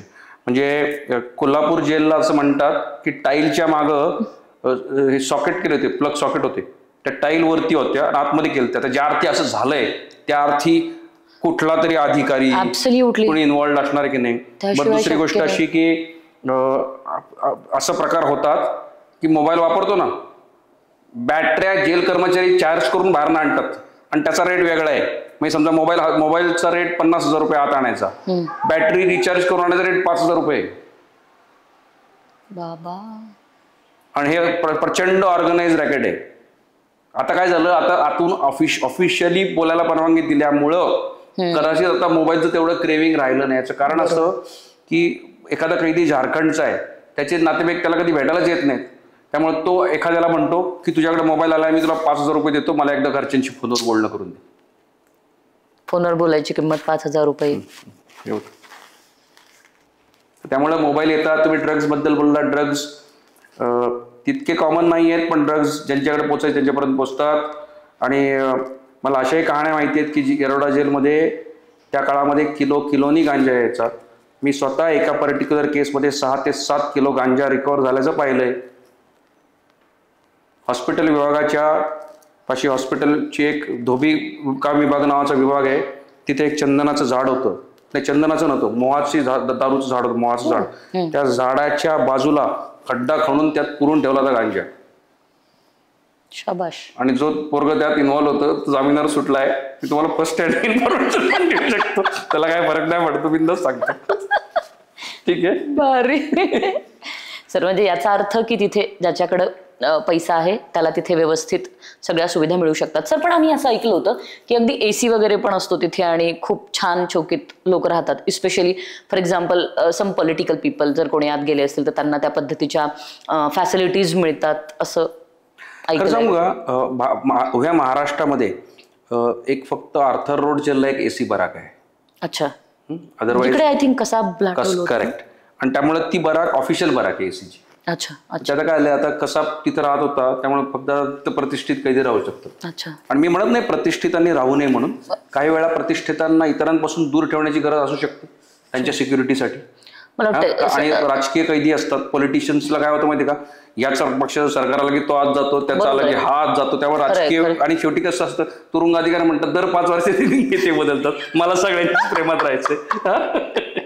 खरंय खरंय, ज्याला त्याला आपापलं पडलेलं असतं. मला वाटतं तिकडे संजय राऊत सर पण तिकडेच होते ना. करेक्ट. हा परत मला आणि अनिल देशमुख पण तिथेच होते. करेक्ट. मला असं वाटतं, म्हणजे मला अर्थ माहित नाही, त्यांनी एक पुस्तक लिहिले नरकातला स्वर्ग, तर मला अनेकदा वाटतं की ते नरकातलं स्वर्ग नाव त्यांना त्यातूनच सुचलं असावं की अख्खा आर्थर रोड जेल नरक आहे, त्यात एवढी एक AC फरक आहे, तेवढा स्वर्ग आहे. नाही पण त्या माणसाच्या भूमिका घेण्याचं मी कायमच कौतुक केलंय. अर्थात भूमिका घेणं इतक्या वाईट परिस्थितीमध्ये आणि आपण आपल्या भूमिकेवर ठाम राहणं, याच्यासाठी डेफिनेटली राऊत सरांचं मी कौतुकच करेन. सर अजून एक खूप मला काय म्हणूया ना आपण त्याला जरा एक वेगळा प्रश्न होता मला की जसं तुम्ही आता मगाशी म्हणालात की सेक्शुअल याच्या अनुषंगाने आपण बोलत होतो, तर जसं तुम्ही एक वाक्य सांगितलं तसं संस्कृतमध्ये एक वाक्प्रचार आहे, कामातुराम न भयम न लज्जा. हा, आणि तुम्ही ते जेवणाच्या वाढप्याचं काहीतरी सांगत होतं की एक्स्ट्रा तर्री पाहिजे असेल तर किंवा अजून काही हवं असेल तर तुम्हाला ते स्पेशली हे केलं जातं. तर असं सेक्शुअल ऑफर केली जाते का अशा गोष्टींसाठी? Does it work there? I mean for example की जसं आता काय म्हणूया आपण, दारूची बाटली हवी आहे किंवा समजा सिगारेट हवंय किंवा माझ्या माहितीप्रमाणे जेलच्या जेवणामध्ये मीठ नसतं ऍज पर माय नॉलेज, बरोबर आहे? तर तसं काही हे करण्यासाठी मग असं काही ऑफर केलं जातं का? करेक्ट. पण ऑफर कोणाला केलं जातं? ज्याच्यामध्ये ऑलरेडी इंटेन्शन आहे त्याला. अच्छा. म्हणजे आमच्याकडे जो पोपट्या होता, त्याचा उल्लेख मगाशी केला होता, त्या पोपट्याला म्हणलं तुला कसं कळतं की अमुक अमुक माणसाला रस आहे, अप्रोच करायचं आहे? म्हणजे शेवटी कसं म्हणलं, मी नौकार आहे म्हणलं, मलाही शिकवणं म्हणलं कसं असतं. तो म्हणाला सर सर सर सर पोपट्याचं सांगा, अशी कधी ऑफर तुम्हाला आली होती? नाही अजिबातच नाही. कारण काय माहिती का, त्या वयोगटातला मी नव्हतो. 20व्या वर्षी येत ना साधारणपणे त्यांना कोण पाहिजे, त्यांना तरुणीसाठी पोरं पाहिजे. ओके, आपण काय झालं आउटडेटेड कॅटेगरी मधले होतो तिथं, आणि नशिबाने. तर पोपट्या मला असं म्हणला, आपण त्या धंद्यातलं असल्यानं आपण बी ओळखितो. हा, 1 मिनिटात म्हणलं बरोबर, त्याला सवय होती ना, काय ओळखी तू माहित नाही. तर मला म्हणायचं बघ म्हणला, तो पोरगा बघा म्हणलं सर, रात्री ना म्हणला त्याच्यावर तो दुसऱ्याच्या अंगावर पाय टाकून झोपतो. आईला म्हणलं आमचं अख्खं आयुष्य गेलं लहानपण हॉस्टेलला राहण्यात, सगळं एकमेकांच्या अंगावर पाय टाकून.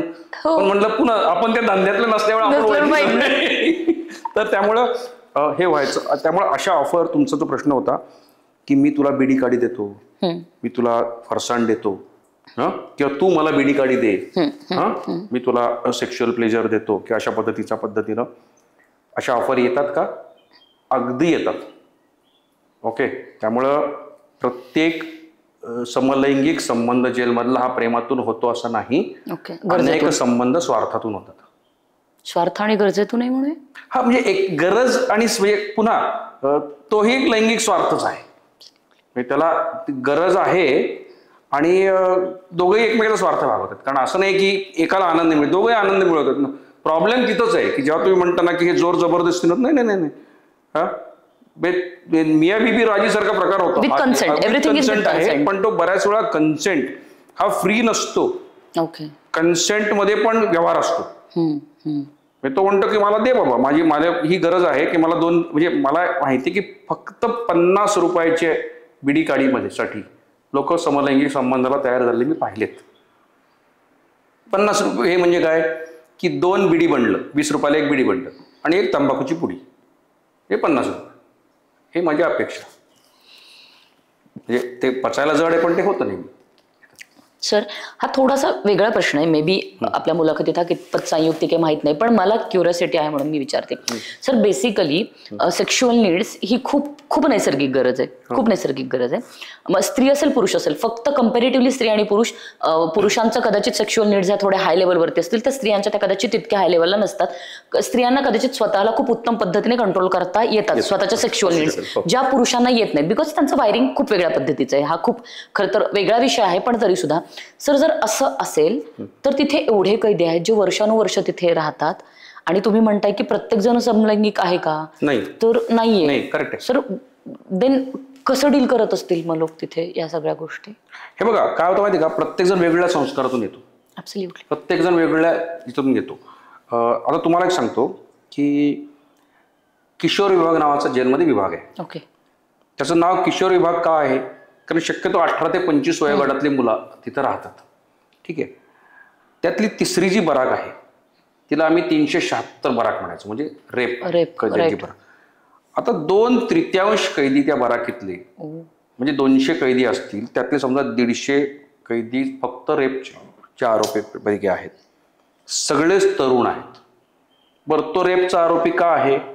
कारण त्याला त्याची वासना नियंत्रित करता आलेली नाही. एक्झॅक्टली. आता अशी 150 माणसं जर एकत्र आणली तर तो बॉम्ब आहे. हो, ऍब्सोल्युटली. ओके. तर त्यामुळे तुम्ही म्हणता की कसे राहत असतील, तर आता आमच्यासारखे कैदी, we come from a different social upbringing. मग अशा वेळी ना की तुम्हाला संस्कार कुठे दिसतात, म्हणजे संस्कार हेच काय प्रत्येक वेळेस काय सर्वच गोष्टी व्यक्त होतात असं नाही. ओके. म्हणजे त्या कैद्यांमध्ये काही कैदी असे असतात की ज्यांनी चूक केली आयुष्यात, गुन्हा केला असेल, मान्य मला, परंतु कुठं थांबायचं ते कळतं. एक्झॅक्टली. आणि त्यामुळे काय होतं, एकाच बराकीमधले काही कैदी उच्छृंखल आहेत, काही कैदी अशा रस्त्याला वास आहेत आणि बाकीच्यांना गंधही नाही, बाकीच्यांना काही इंटरेस्टही नाही. तो फक्त ऑब्झर्व करतोय आणि सोडून देतोय, आणि सोडून द्यायची सवय लागते आपल्याला हळूहळू. सर तिथे अशा कुठल्या काही घटना घडल्या का की ज्यांनी तुम्ही थोडेसे काय म्हणूयात हादरलात, काइंड ऑफ, ज्याला म्हणू शकतो आपण हादरलात is the perfect word I think, हादरून गेलाय तुम्ही, किंवा असे कुठले काही अनुभव तुम्हाला कोणी सांगितलेत का की ज्यामुळे तुम्ही पुरते हादरलाय, माणूस म्हणून तुम्ही पुन्हा पुन्हा मग स्वतःला चेक करून बघितलंय, असं काही झालंय का? म्हणजे असे कोणाचे एक्सपिरियन्स नाही, आसपास अशा घटना म्हणजे आदळत असतात की जेव्हा आपल्याला we start questioning ourselves, आणि जिथं असं वाटतं की पूर्ण माणुसकीलाच काळीमा फासला जातोय काय. माझ्याबरोबर एक कैदी होता, पारधी समाजातला होता. तो एकदा मुलाखतीला गेला आणि मुलाखत ऐकताना अचानक कोसळला. पलीकडं मुलाखत कक्षामध्ये काचे आडून त्याची बायको बोलत होती, जिला तो मावडी म्हणायचा, आणि तो कोसळला. मग त्याला बाकीच्या कैद्यांनी सावरला, बसवला, पाणी पाजलं. म्हटलं काय झालं? म्हणाला पलीकडनं त्याची जी बायको काचे आडून बोलत होती ती म्हणाली की तू आता आतमध्ये निवांत सुखाने राहा, मी काय तुला आता सांभाळणार नाही, मी बाहेर दुसरा नवरा केलाय. ओके. तर अशा वेळी कोणाला समजून सांगणं फार अवघड असतं, आपण नाही करू शकत ते. त्यानंतर असं आहे की मी व्हॉलीबॉल खेळतोय, व्हॉलीबॉल खेळताना एक मॅच चालली आहे, समोरचा एकाला कैद्याला राग येतोय आणि बाजूचा एक कैदी सांगतोय मला येऊन की त्या कैद्याकडे फार जोरात नका मारू बॉल, त्यांनी जेलमध्ये यापुढे एक मर्डर केलाय. जेलमध्ये? हा सर, हे होतं का जेलमध्ये हाणामाऱ्या किंवा मर्डर बिर्डर असं? रेग्युलरली. रेग्युलरली? अगदी अगदी अगदी. म्हणजे माझ्या काळात एक मर्डर नाही झाला, मी जेलमधनं बाहेर पडल्यानंतर डिसेंबर 2023 एक मर्डर झाला जेलमध्ये. पण ज्याला आपण हाफ मर्डर म्हणू शकतो किंवा अटेम्प्ट टू मर्डर म्हणू शकतो, अशा घटना मी खूप पाहिल्या. मी रक्तबंबाळ माणसं समोर पाहिली आहेत. ते खूप अस्वस्थ करणारं चित्र असतं. आणि ज्या कारणासाठी लोक एकमेकाला मारतात, म्हणजे मी बाथरूमपाशी जाताना एका ठिकाणी थुंकलो तर जरा लांब उभं राहून थुंकी, एवढ्या गोष्टी मारामारी होते. किंवा मी टीव्ही बघतोय तर एकाला स्वराज्य रक्षक संभाजी मालिका बघायची आणि दुसऱ्याला डांगड दिंगा डान्स बघायचा आहे, या गोष्टीवर मारामाऱ्या होतात आणि त्यातून लोक एकमेकाच्या जीवावर उठतात. या गोष्टी समोर घडतात आणि तेव्हा आपल्याला प्रश्न पडतो, यार म्हणजे आपल्या आई वडिलांनी आपल्याला काय दिलं, तर ते म्हणजे काय अनुभवण्याची जागा नाही. पण अशा घटना पाहिल्या तर मला असं अनेकदा वाटतं की अशा गोष्टीमुळे आपण विचलित होत नाही, की अशा गोष्टीमुळे माझा राग अनावर होत नाही, म्हणजे आपण नॉर्मल आहोत. Very true. आणि यंत्रणा हे सगळं बघत असते सर. तर खून मारामाऱ्या म्हणजे जेल सारख्या ठिकाणी खून मारामाऱ्या होतात आणि यंत्रणा मग बघ्याच्या भूमिकेत असते. नाही, यंत्रणेच्या दृष्टीने तो एक लॉ अँड ऑर्डर प्रॉब्लेम आहे. का जर डॉक्टरने ठरवलं की patient is just a body, okay, तर मला काही फरक पडत नाही, मी फक्त कापून निघून जातो ना. I am just healing the wounds, but I am not healing the wounds in the mind. मला त्यामुळे काय होतं, बऱ्याच वेळा मी फक्त त्याला लॉ अँड ऑर्डर मॅनेजमेंटच्या अँगलनी बघतो. सुधारणा आणि पुनर्वसन जे जेलचं ब्रीदवाक्य त्या अँगलनी मी कधीच बघत नाही.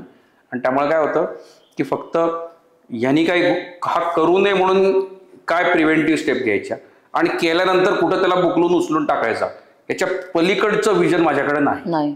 त्यामुळे तो लॉ अँड ऑर्डर प्रॉब्लेम. मग कशाची सुधारणा सर? होणारच नाही सुधारणा. हा, मी ते सांगतो तुम्हाला की मला हे लोकांपर्यंत का घेऊन यावं असं वाटलं किंवा का ओरडून सांगावं असं वाटलं, याचं कारण असं आहे की मी फक्त ब्रीदवाक्य छान लिहायला म्हणजे आपल्याकडे काय माहिती काय छंद आहे लोकांना की तैतरी उपनिषदात बघणार आम्ही इकडनं जाऊन बघणार म्हणजे आम्ही वेगवेगळे ग्रंथ वाचणार आणि मग स्टाईलमध्ये आम्ही हे लिहिणार. त्या ब्रीदवाक्याचा माझ्या कल्चरशी किंवा माझ्या इथोसशी किंवा माझ्या ऑर्गनायझेशनल ऍक्टिव्हिटीशी कुठलाही संबंध आहे का? तर आन्सर इज नो. पोलिसांचं ब्रीदवाक्य आहे, सदरक्षणाय खलनिग्रहणाय. नको, माझे अनेक पोलीस मित्र आहेत, ऐकून मला फोन यायला लागतील. माझे आहेत. सर खरं तर मधल्या पोलिसांचा विषय निघाला म्हणून मधल्या काळात जालिंदर सुपेकरांपासून त्या अनेक अधिकाऱ्यांवरती भ्रष्टाचाराचे अनेक आरोप झाले, इस्पेशली जेलच्या अनुषंगाने. सो मला वाटतं तुमच्यासोबत नाना गायकवाड नावाचे एक गृहस्थ होते, तर त्यांच्याबाबतची ती बातमी म्हणजे बाहेर आली होती की त्यांच्याकडे 500 कोटी मागितले होते आणि मग 200 कोटीवर साठलोट झालं होतं, साधारण असं काहीतरी होतं. तर does it really true? I mean, हा म्हणजे नाना गायकवाडांचा माझा खूप चांगला संबंध आहे. ते तुमच्यासोबत होते तेव्हा. पुन्हा जेलमध्ये गेल्यानंतर कुणावर काय आरोप आहे त्याची कोणी चर्चा करत नाही. सगळे म्हणजे पुन्हा तेच की सुरुवातीचे काही दिवस मी चांगला आहे तो वाईट आहे, त्याला वाटतं तो चांगला आहे मी वाईट आहे, मग ते दोघे रिकन्सिल करतात की ठीक आहे बाबा आपण दोघे इक्वली चांगले होय. तर नाना गायकवाडांचे माझे संबंध चांगले होते, आजही आहेत. त्यांच्या मुलाशी माझे गणेशशी माझे संबंध चांगले होते, त्यांचे जावई आहेत त्यांच्याशी संबंध चांगले होते. माझ्याकडे जी उपलब्ध माहिती आहे ती पाहता हे आरोप खरे आहेत हे मानण्यास जागा आहे. एक दुसरी गोष्ट अशी की या विषयातले जे उपलब्ध पुरावे आहेत हे फक्त ऐकीव माहितीच्या पुढचे आहेत. हां, त्यामुळं अशा प्रकारच्या घटना घडत होत्या का? घडत होत्या. आणि खरं सांगायचं झालं तर भ्रष्टाचार पूर्वी नव्हता का? जेल प्रशासनात होता, ओके. पण एकीकडं आम्ही स्वतःची चांगली इमेज तयार करण्यासाठी कॉफी टेबल बुक करायची, छापून आणायची, आणि दुसरीकडं भ्रष्टाचाराचा सुळसुळाट निर्माण करा. साधी गोष्ट आहे. मला एक सांगा, ससून हॉस्पिटलमध्ये गेल्या 5-10 वर्षामधली लिस्ट काढा. मला सांगावं एकाच वेळीस तो ललित पाटील, त्याच्यानंतर एक मटका मुंबई मटकाचा मालक, त्याच्यानंतर अनेक प्रतिष्ठित व्यक्ती, मी नावं सांगण्याची गरजच नाही, तुम्हाला सगळे माहिती आहे, एकाच वेळेस येरोडा जेलमधून शोधून अशी अब्जदीश माणसं कसे काय एकाच वेळेस ससून हॉस्पिटलमध्ये आले? कोणीच हिशोब नाही केला यांच्याच काळात, बरोबर आहे. आणि हा म्हणजे ससून हॉस्पिटलमध्ये बसून MDचं रॅकेट चालवत होता. तुम्हाला असं वाटतं की ते असंच शक्य आहे? कसं शक्य? हा, आणि त्यामुळे काय झालं, हा विलक्षण अतिरेक झाला होता. जेव्हा ते म्हणजे ते अश्विनी काय नाही त्यांचं नाव काय, ते प्रकरण बाहेर आलं त्या मुलीचं आत्महत्येचं,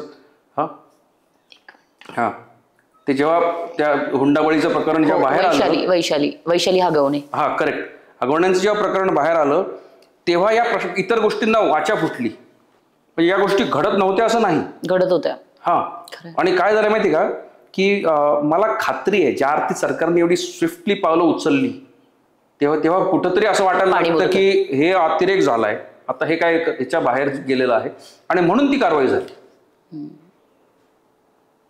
म्हणजे फरक बघा की सध्याचे अतिरिक्त पोलीस महासंचालक जेल विभागाचे सुहास वारके साहेबांना मी 2001 सालापासून ओळखतो. गेल्या 23 वर्षामध्ये कोणी त्यांच्यावर एक लांछन उगारले दाखवावं नाही.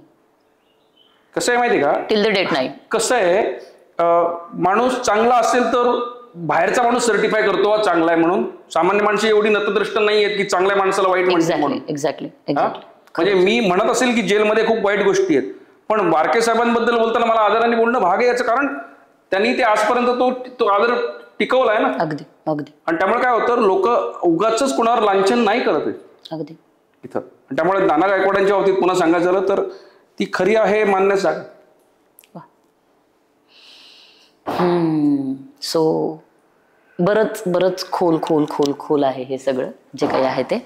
इनिशियली तरी चला म्हणजे काय म्हणूया आपण, यंत्रणेतला एक माणूस जेव्हा आत जातो आणि आतून जेव्हा तो बाहेर येतो तेव्हा बऱ्याच गोष्टी अजून जास्त ठळक होतात, उघड होतात असं मी म्हणेन.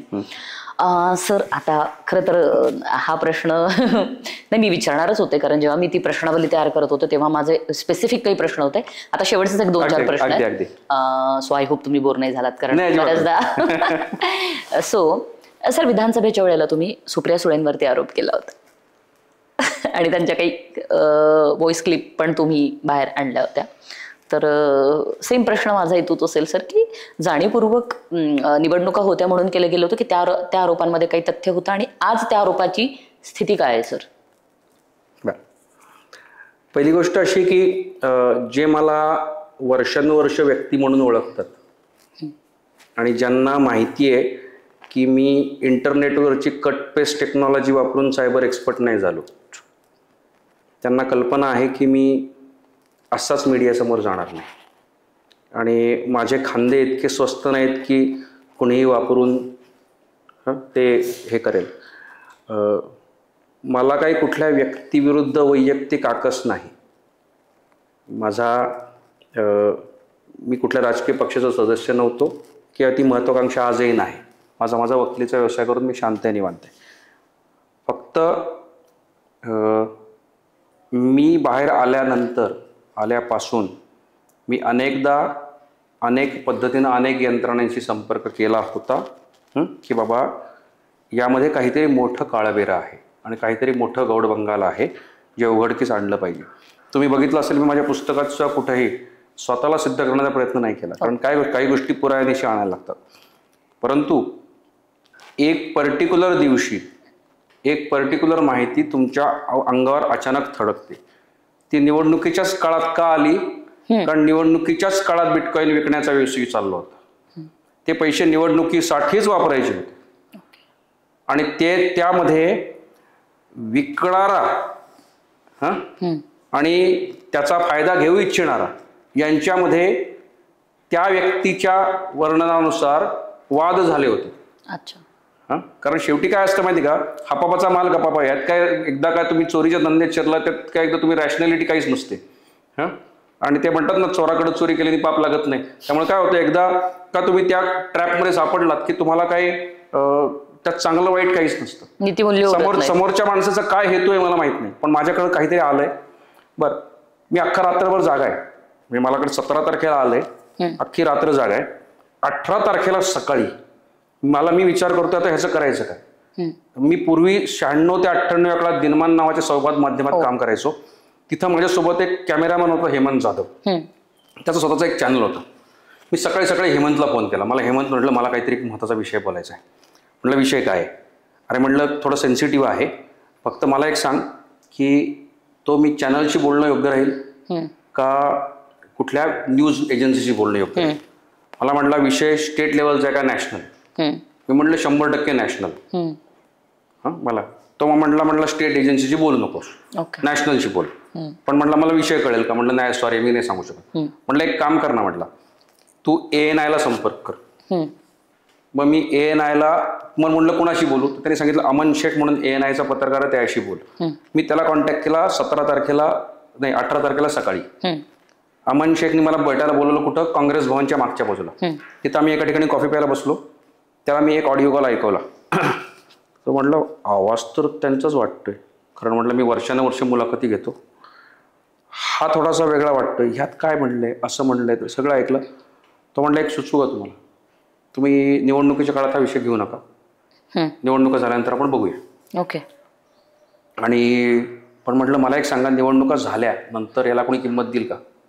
याचं कारण असं आहे की मला ना माझ्या गळ्यातला फास बाहेर काढायचा आहे. माझा स्वार्थी हेतू एवढाच आहे की मला आय नीड टू, म्हणजे माझ्यावर मिसअप्रोप्रिएशनचे आरोप झालेत ना, आणि मला जर कोणीतरी सांगतंय की मिसअप्रोप्रिएटेड बिटकॉईन्स इथं आहेत म्हणून, आणि मी जर यंत्रणांना पत्र लिहितोय, कोणी लक्ष देत नाही, तर मला काही ना काहीतरी माध्यम शोधायलाच आहे. मरता क्या न करता म्हणतो ना आपण त्याला, हां. किंवा तर मग त्यावेळी तो म्हटला तुमचा पॉईंट बरोबर आहे, तुम्ही एक काम करा म्हटला की तुम्ही एक ANIच्या एका ईमेलला मेल करा. मग त्याने मला ईमेल ID दिला, त्याला मेल करून टाकला. बरं काय झालं, 18 तारखेला काहीच घडलं नाही. 19 तारखेला दुपारी 3 वाजता मला अमनचा फोन आला की म्हणला तुम्ही काल दाखवलं ना, तर मला तुमचा इंटरव्ह्यू करायचा आहे. पण म्हटलं तुम्ही तर म्हणाला होतात की आपण इलेक्शन नंतर करू. नाही म्हटलं, मला मी वरती बोललो विषय, तर ते म्हणले इम्पॉर्टंट विषय आहे, मला फक्त ऑडिओ पाठवा म्हटले. मी म्हटलं आता मला टेन्शन आलं की मी हा म्हणतोय ऑडिओ पाठवा, आणि म्हटलं एकदा आत गेलोय, परत दुसऱ्यांदा जायचो, भानगड व्हायची. मी हो नाही करत घाबरत एक ऑडिओ पाठवला. त्याच्यानंतर त्याने मला सांगितलं मी येतोय भेटायला. तो माझ्या ऑफिसला आला, आणि त्याच्यानंतर काय झालं, 3:30 पावणे 4ला तो आला, आणि मला असं वाटलं सुरुवातीला माझ्याशी तो गप्पा मारेल. तो आला आणि त्याने डायरेक्ट कॅमेरा चालू केला, म्हटलं तर बोला. हां. आणि असा तो इंटरव्ह्यू झाला. आणि इंटरव्ह्यू झाल्यानंतर मला खूप पल्पिटेशन्स हाय झाले. म्हटलं हे मी काय करून बसलो. हां, मी खूप घाबरलो. आणि माझी बायको डेंटिस्ट आहे, मी तिला फोन केला की मला ना खूप चेस्ट पेन होतोय. हां. आणि मी चक्क सह्याद्री हॉस्पिटलला जाऊन हे करून आलो, बीपी चेक केला, हे केला. आणि सह्याद्रीवाला म्हटलं तुम्ही एवढं घाबरलाय काय, कारण मला बोलता येत नव्हतं, घाबरलाय काय. मग त्याने म्हटलं तुमचा ECG नॉर्मल आहे म्हटलं, पण तुम्हाला काय ट्रॉमा आहे. म्हटलं मी इंटरव्ह्यू देऊन आलो. म्हटलं इंटरव्ह्यू देऊन एवढं काय, असं इंटरव्ह्यू दिला, घाबरतोय म्हणे. जाऊ दे म्हटलं. बरं तिथं मी सह्याद्रीला त्यांनी काय केलं, एक अँटॅसिडचं इंजेक्शन दिलं आणि झोपून ठेवला. झोपून ठेवला, 5 मिनिटांनी ना ट्विटरवर पिंग वाजला, माझा चेहरा ट्विटरवर दिसला. मी त्याला म्हटलं प्लीज ते IV काढ, मला पळायचंय. मी घरी गेलो आणि घरच्यांना सांगितलं की या भीतीने की मला अटक होईल, की घरच्यांना म्हटलं बरं आई वडिलांना माहीत नाही, बायकोला माहीत नाही, काय माहीत नाही. घरच्यांना म्हटलं तुम्हाला मी आता 2-3 दिवस जरा गायब होतो, काय होतं मला माहीत नाही, काय होणार ते. आणि पुढच्या तास 1.5 तासात 2 तासात ज्या काय घटना घडायला लागल्या, उदाहरणार्थ माझा मित्र उमेश घोंगडे बखर लाईव्हला असतो, त्याने मला फोन केला, एवढी मोठी बातमी तू मला का नाही दिली. मग काय झालं, सगळ्यांना निवडणुकीचा इश्यू निर्माण झाला. आणि खरं सांगायचं झालं तर मी अख्ख्या त्या प्रवाहात वाहत गेलो इथं याच्यामध्ये. आणि म्हणजे मला जर विचाराल की माझ्याशी कोणी चॅट केलं होतं, आन्सर इज येस. मला चॅट हे पाठवलं होतं का, बरं त्या पुढच्या गोष्टी माझ्याकडे एवढेच ऑडिओ होते का नाही, याच्यात जास्त होते, स्पष्ट सांग होते, आहेत असं म्हणूया. आहेत. मी ते प्रॉपर चॅनलनी पोचवले का, 100%. त्याच्यावर तपास चालू आहे का, हो. मला आशा नव्हे खात्री आहे की सत्य बाहेर येईल. ओके. आणि म्हणजे शेंडी तुटो नाही तर पारंबी तुटो, मी काय त्याचा हे सोडणार नाही. कारण असं आहे की मी 14 महिने आत राहिलोय. ओके. माझ्यावर 5 कोटीचे मिसअप्रोप्रिएशनचा आरोप होता. ओके. आणि मी चॅटिंगमध्ये बघतोय की 50 कोटी आणि 100 कोटी निवडणुकांसाठी असतेच दिले जातात. आणि हे तो कमिशनर बोलतोय की ज्यांनी मला अटक केली, ती DCP बोलतीये की मला पैसे हवेत, हां, की जिने मला अटक करून माझं इंट्रोगेशन केलं. मला हे सत्य समोर आणलंच पाहिजे. आणि याच्यामध्ये जो कोणी राजकीय नेता असेल, मग पॉईंट हा आहे की कायद्यासमोर सगळेच समान आहेत ना. मला तुम्ही जर 2 फूट बाय 4-6 फुटाच्या दरीवर जर झोपवलं होतं, तर मला असं वाटतं जर ज्यांनी कोणी चूक केली असेल, हां, त्याला हे मिळालं पाहिजे. आणि फक्त काय झालं की स्वाभाविक आहे की एकदा का आपण हा विषय केला की एका राजकीय पक्षाला तुम्ही आवडणार, दुसऱ्या राजकीय पक्षाला तुम्ही आवडणार, ज्याला त्याला आपापली पोळी भाजायची राहणार. पण माझा जर इतिहास तुम्ही पाहिला तर मी कधीच RSSच्या शाखेत नाही गेलोय, मी कधीच कुठल्या राजकीय ह्याच्यात नव्हतो. म्हणजे मी सर्व्हिसमधून बाहेर पडल्यानंतर सुद्धा कॉर्पोरेटमध्ये नोकरी करत होतो. मी कुठल्याच पक्षासाठी कधीच माझं आजपर्यंत इतिहास सगळा बघावा अगदी. सर अजून एक क्युरिओसिटी आहे मला, तुम्ही खरं तर सर्व्हिस का सोडली? असं झालं होतं की मला कमरेचं हाड मोडलं होतं. अच्छा. आणि हॉर्स रायडिंगमध्ये खूप मोठा अपघात झाला होता. आणि मी खूप ड्रॅग ऑन केलं करिअर सांगायचं झालं तर. म्हणजे त्यानंतर परिस्थिती बरी झाली, मी माझ्या कॅडरला रिपोर्टिंग केलं आणि त्याच्यानंतर मला TB डिटेक्ट झाला. तर आता काय होतं की तुम्हाला तब्येतीचं सोंग नाही आणतात चांगले. Indian police service is a very demanding service. आपण काही चोऱ्या माऱ्या नाही केल्या की ठीक आहे बाबा आपलं चांगल्या हेतूने. मी 4 वर्ष UPSCचा अभ्यास केला, चांगल्या हेतूने केला. सर्व्हिसमध्ये असताना सुद्धा मी खूप चांगलं ट्रेनिंग घेतलं. अनेक मोठ्या तपासांमध्ये मी भाग होतो. माझ्याकडे आजही करकरे साहेबांची ॲप्रिसिएशन लेटर आहेत. मी त्यांच्यावर काम केलं अँटी काउंटर टेररिझममध्ये. तर तो सगळा पाठ केला. आणि त्याच्यानंतर सुद्धा सर्व्हिसमधनं बाहेर पडल्यानंतर सुद्धा 2012 ते 2019 असं 7 वर्ष मी नॅशनल पोलीस अकॅडमीला ट्रेनिंग द्यायला जायचो. मी 7 वर्ष शिकवलं NPA ला. मी 2016 ते 2018 हे 2 वर्ष नॅशनल ज्युडिशियल अकॅडमीमध्ये हायकोर्ट जजेसना शिकवायचो. ओके. त्यामुळं मला जेवढा आनंद मिळवायचा तेवढा मी मिळवला. पण I was mindful of the fact that की आता जर आपण या झटक्यातून गेलोय शारीरिक त्याचा, I am not the same old person. Okay. आणि आपल्याला काय कोणाला सिद्ध करायचं नव्हतं. त्यामुळे मी अत्यंत सायलेंटली बाहेर पडलो. सायलेंटली मला कॉर्पोरेट जॉईन केलं. मी 7 जुलै 2010 was my last working day. आणि 23 August 2010 me Ernst and young नावाच्या कॉर्पोरेटमध्ये जॉईन झालो. म्हणजे इकडनं तिकडं अगदी स्मूथ ट्रान्झिशन केलं आणि कुठेही चर्चा न करता मी निघून गेलो. ओके. सर 14 महिने जेलमध्ये राहिलात तुम्ही. खरं तर या 14 महिन्यानंतर बाहेर आल्यावर काय बदललं होतं? म्हणजे मी नाही बदललो, पण आपल्या आसपासचं सगळंच भावविश्व बदललं होतं. म्हणजे माझे 90% नातेवाईक माझ्या आयुष्यातून जे गेले ते गेलेच, परत नाही आले. तेव्हा गरज होती पण आता गरज नाही. आता आपलं करायची सवय करून घेतली. मित्र मात्र खूप राहिले सोबत आणि फरक जाणवतो की मैत्रीमधला नात्यांमधला. कारण तिथं कोणी तुलना व्यवहार काहीच नसतं. त्यामुळे आधी अनेक मित्र सोबत राहिले तिथं. त्यानंतर अनेक अशी रिलेशनशिप होती ज्याला मी म्हणायचो की हे स्ट्रॉंग रिलेशनशिप आहेत खूप. म्हणजे मला वाटायचं आपली खास नाती आहेत, खास दोस्ती सगळी तुटली. परंतु त्या उलटा अनुभव घेतला मी. आणि जो माझ्या दृष्टीनं धडा आहे आणि जो मी लोकांनाही माझ्या प्रेक्षकांनाही सांगेन, बऱ्याचदा असं होतं ना की एक माणूस आपल्यावर प्रेम करतो आणि आपण दुसऱ्यावर करतो. म्हणजे कॉन्स्टेबल आपल्यावर प्रेम करतो आणि आपण DGPवर प्रेम करतो. त्याचं कारण मोठा आहे ना तो, त्यामुळे त्यांना आदर. म्हणजे आपण कॉन्स्टेबल आपल्याला हॅपी दिवाळी करतो, आपण IG ला हॅपी दिवाळी पाठवतो कारण वरिष्ठांना आहेत म्हणून. मग ते हे सिक्वेन्सने आपण करत राहतो. त्यामुळे बऱ्याच वेळा अशी आपण स्वार्थापोटी नाती जपत राहतो. पण काय होतं माहिती आहे का, माझा अनुभव असा की अनेक लोक मला भारी मानायचे, माझ्याशी एकतर्फी प्रेम करायची. ती माणसं माझ्यासोबत राहिली. आणि मी ज्यांच्यावर एकतर्फी प्रेम करत होतो ती माझ्या मदतीला झाली नाहीत. मला यात त्यांचं काही चुकलं असं वाटत नाही, माझं चुकत होतं. म्हणजे मला बाहेर आल्यानंतर एवढा मोठा पश्चाताप झाला की यार आपण आयुष्यामध्ये आपलं कोण हे ओळखायला चुकलं तर नाही. त्यामुळे बऱ्याच वेळा मला मिळालेला धडा हा आहे की आपण माणसाचं स्टेटस, पोझिशन, पैसा बघून दोस्ती नाही करायची, माणसं नाही जोडायची. म्हणजे कोण कोणासाठी जीव वळवून टाकेल ना ते बघून करायचं. आणि अशी माणसं भेटली तो मात्र सुखद अनुभव होता. क्या बात. सर शेवटचा प्रश्न घेते कारण संवाद बराच लांबलाय आपला. खरं तर बऱ्याचदा काय होतं की समजा तुम्ही आज जेलमध्ये होतात पण कुटुंब बाहेर होतं. कुटुंबाला या सगळ्यात खूप फेस करावं लागलेलं आहे, खूप जास्तीचं कदाचित. त्यांनी ह्या सगळ्या गोष्टी कशा डील केल्या? कारण मला वाटतं तुम्ही तुमच्या बोलण्यात आत्ताही आले की तुमचे आई बाबा होते, तुमच्या सौ होत्या, त्या लोकांनी हे सगळं कसं डील केलं? असं झालंय की त्यांनी अनेक गोष्टी मला कधी सांगितल्या नाहीत. म्हणजे उदाहरणार्थ असा की माझे वडील खूप आजारी पडले होते त्या काळात. हो, भयानक आजारी पडले होते. मी त्यांना अर्जंट सर्जरी सांगितली होती आणि वडील म्हणायचे की मी जोपर्यंत बाहेर येत नाही मुलगा तोपर्यंत मी सर्जरी नाही करणार. डॉक्टर म्हणायचे की no this will be life threatening. Okay. आता माझा मोठा भाऊ होता, तो म्हणायचा मी हे करू काय. आणि 14 महिन्यामध्ये माझ्या घरामध्ये एवढे मोठे हेल्थ क्रायसिस होऊन गेले हे मला कधीही कोणी सांगितलं नाही. कधीच नाही कोणी सांगितलं. माझ्या बायकोनी तर काय फेस केलं तिचं तिला माहिती, की कारण ती डेंटिस्ट होती, तिचं क्लिनिक चालू होतं. तिच्या क्लिनिकमध्ये येणारे लोक पण शेलक्या कॉमेंट्स करत राहायचे.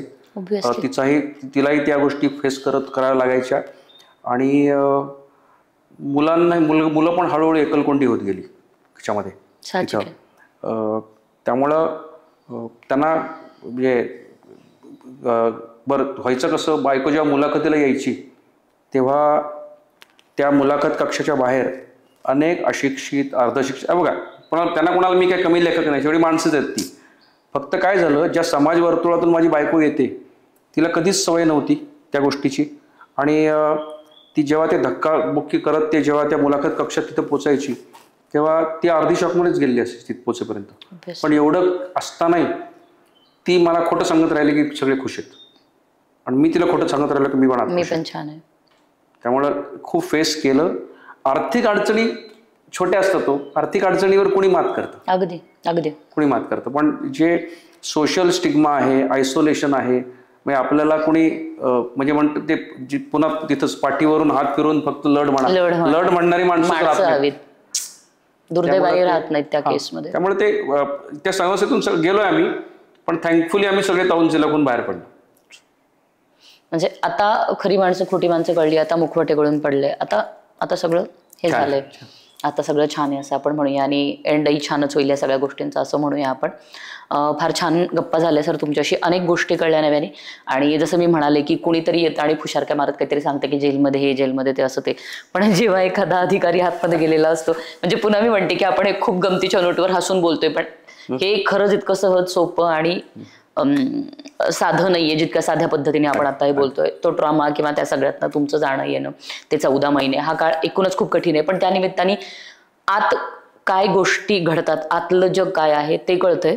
आणि मला कौतुकही वाटतंय सर याच्यात तुमचं, म्हणजे मी प्रामाणिकपणे माझ्या प्रेक्षकांसमोर तुमचं कौतुक करेन की ज्या पद्धतीने सगळ्या गोष्टी तुम्ही समोर आणता आणि ज्या पद्धतीने बोलताय, तर ते काबिले तारीफ आहे.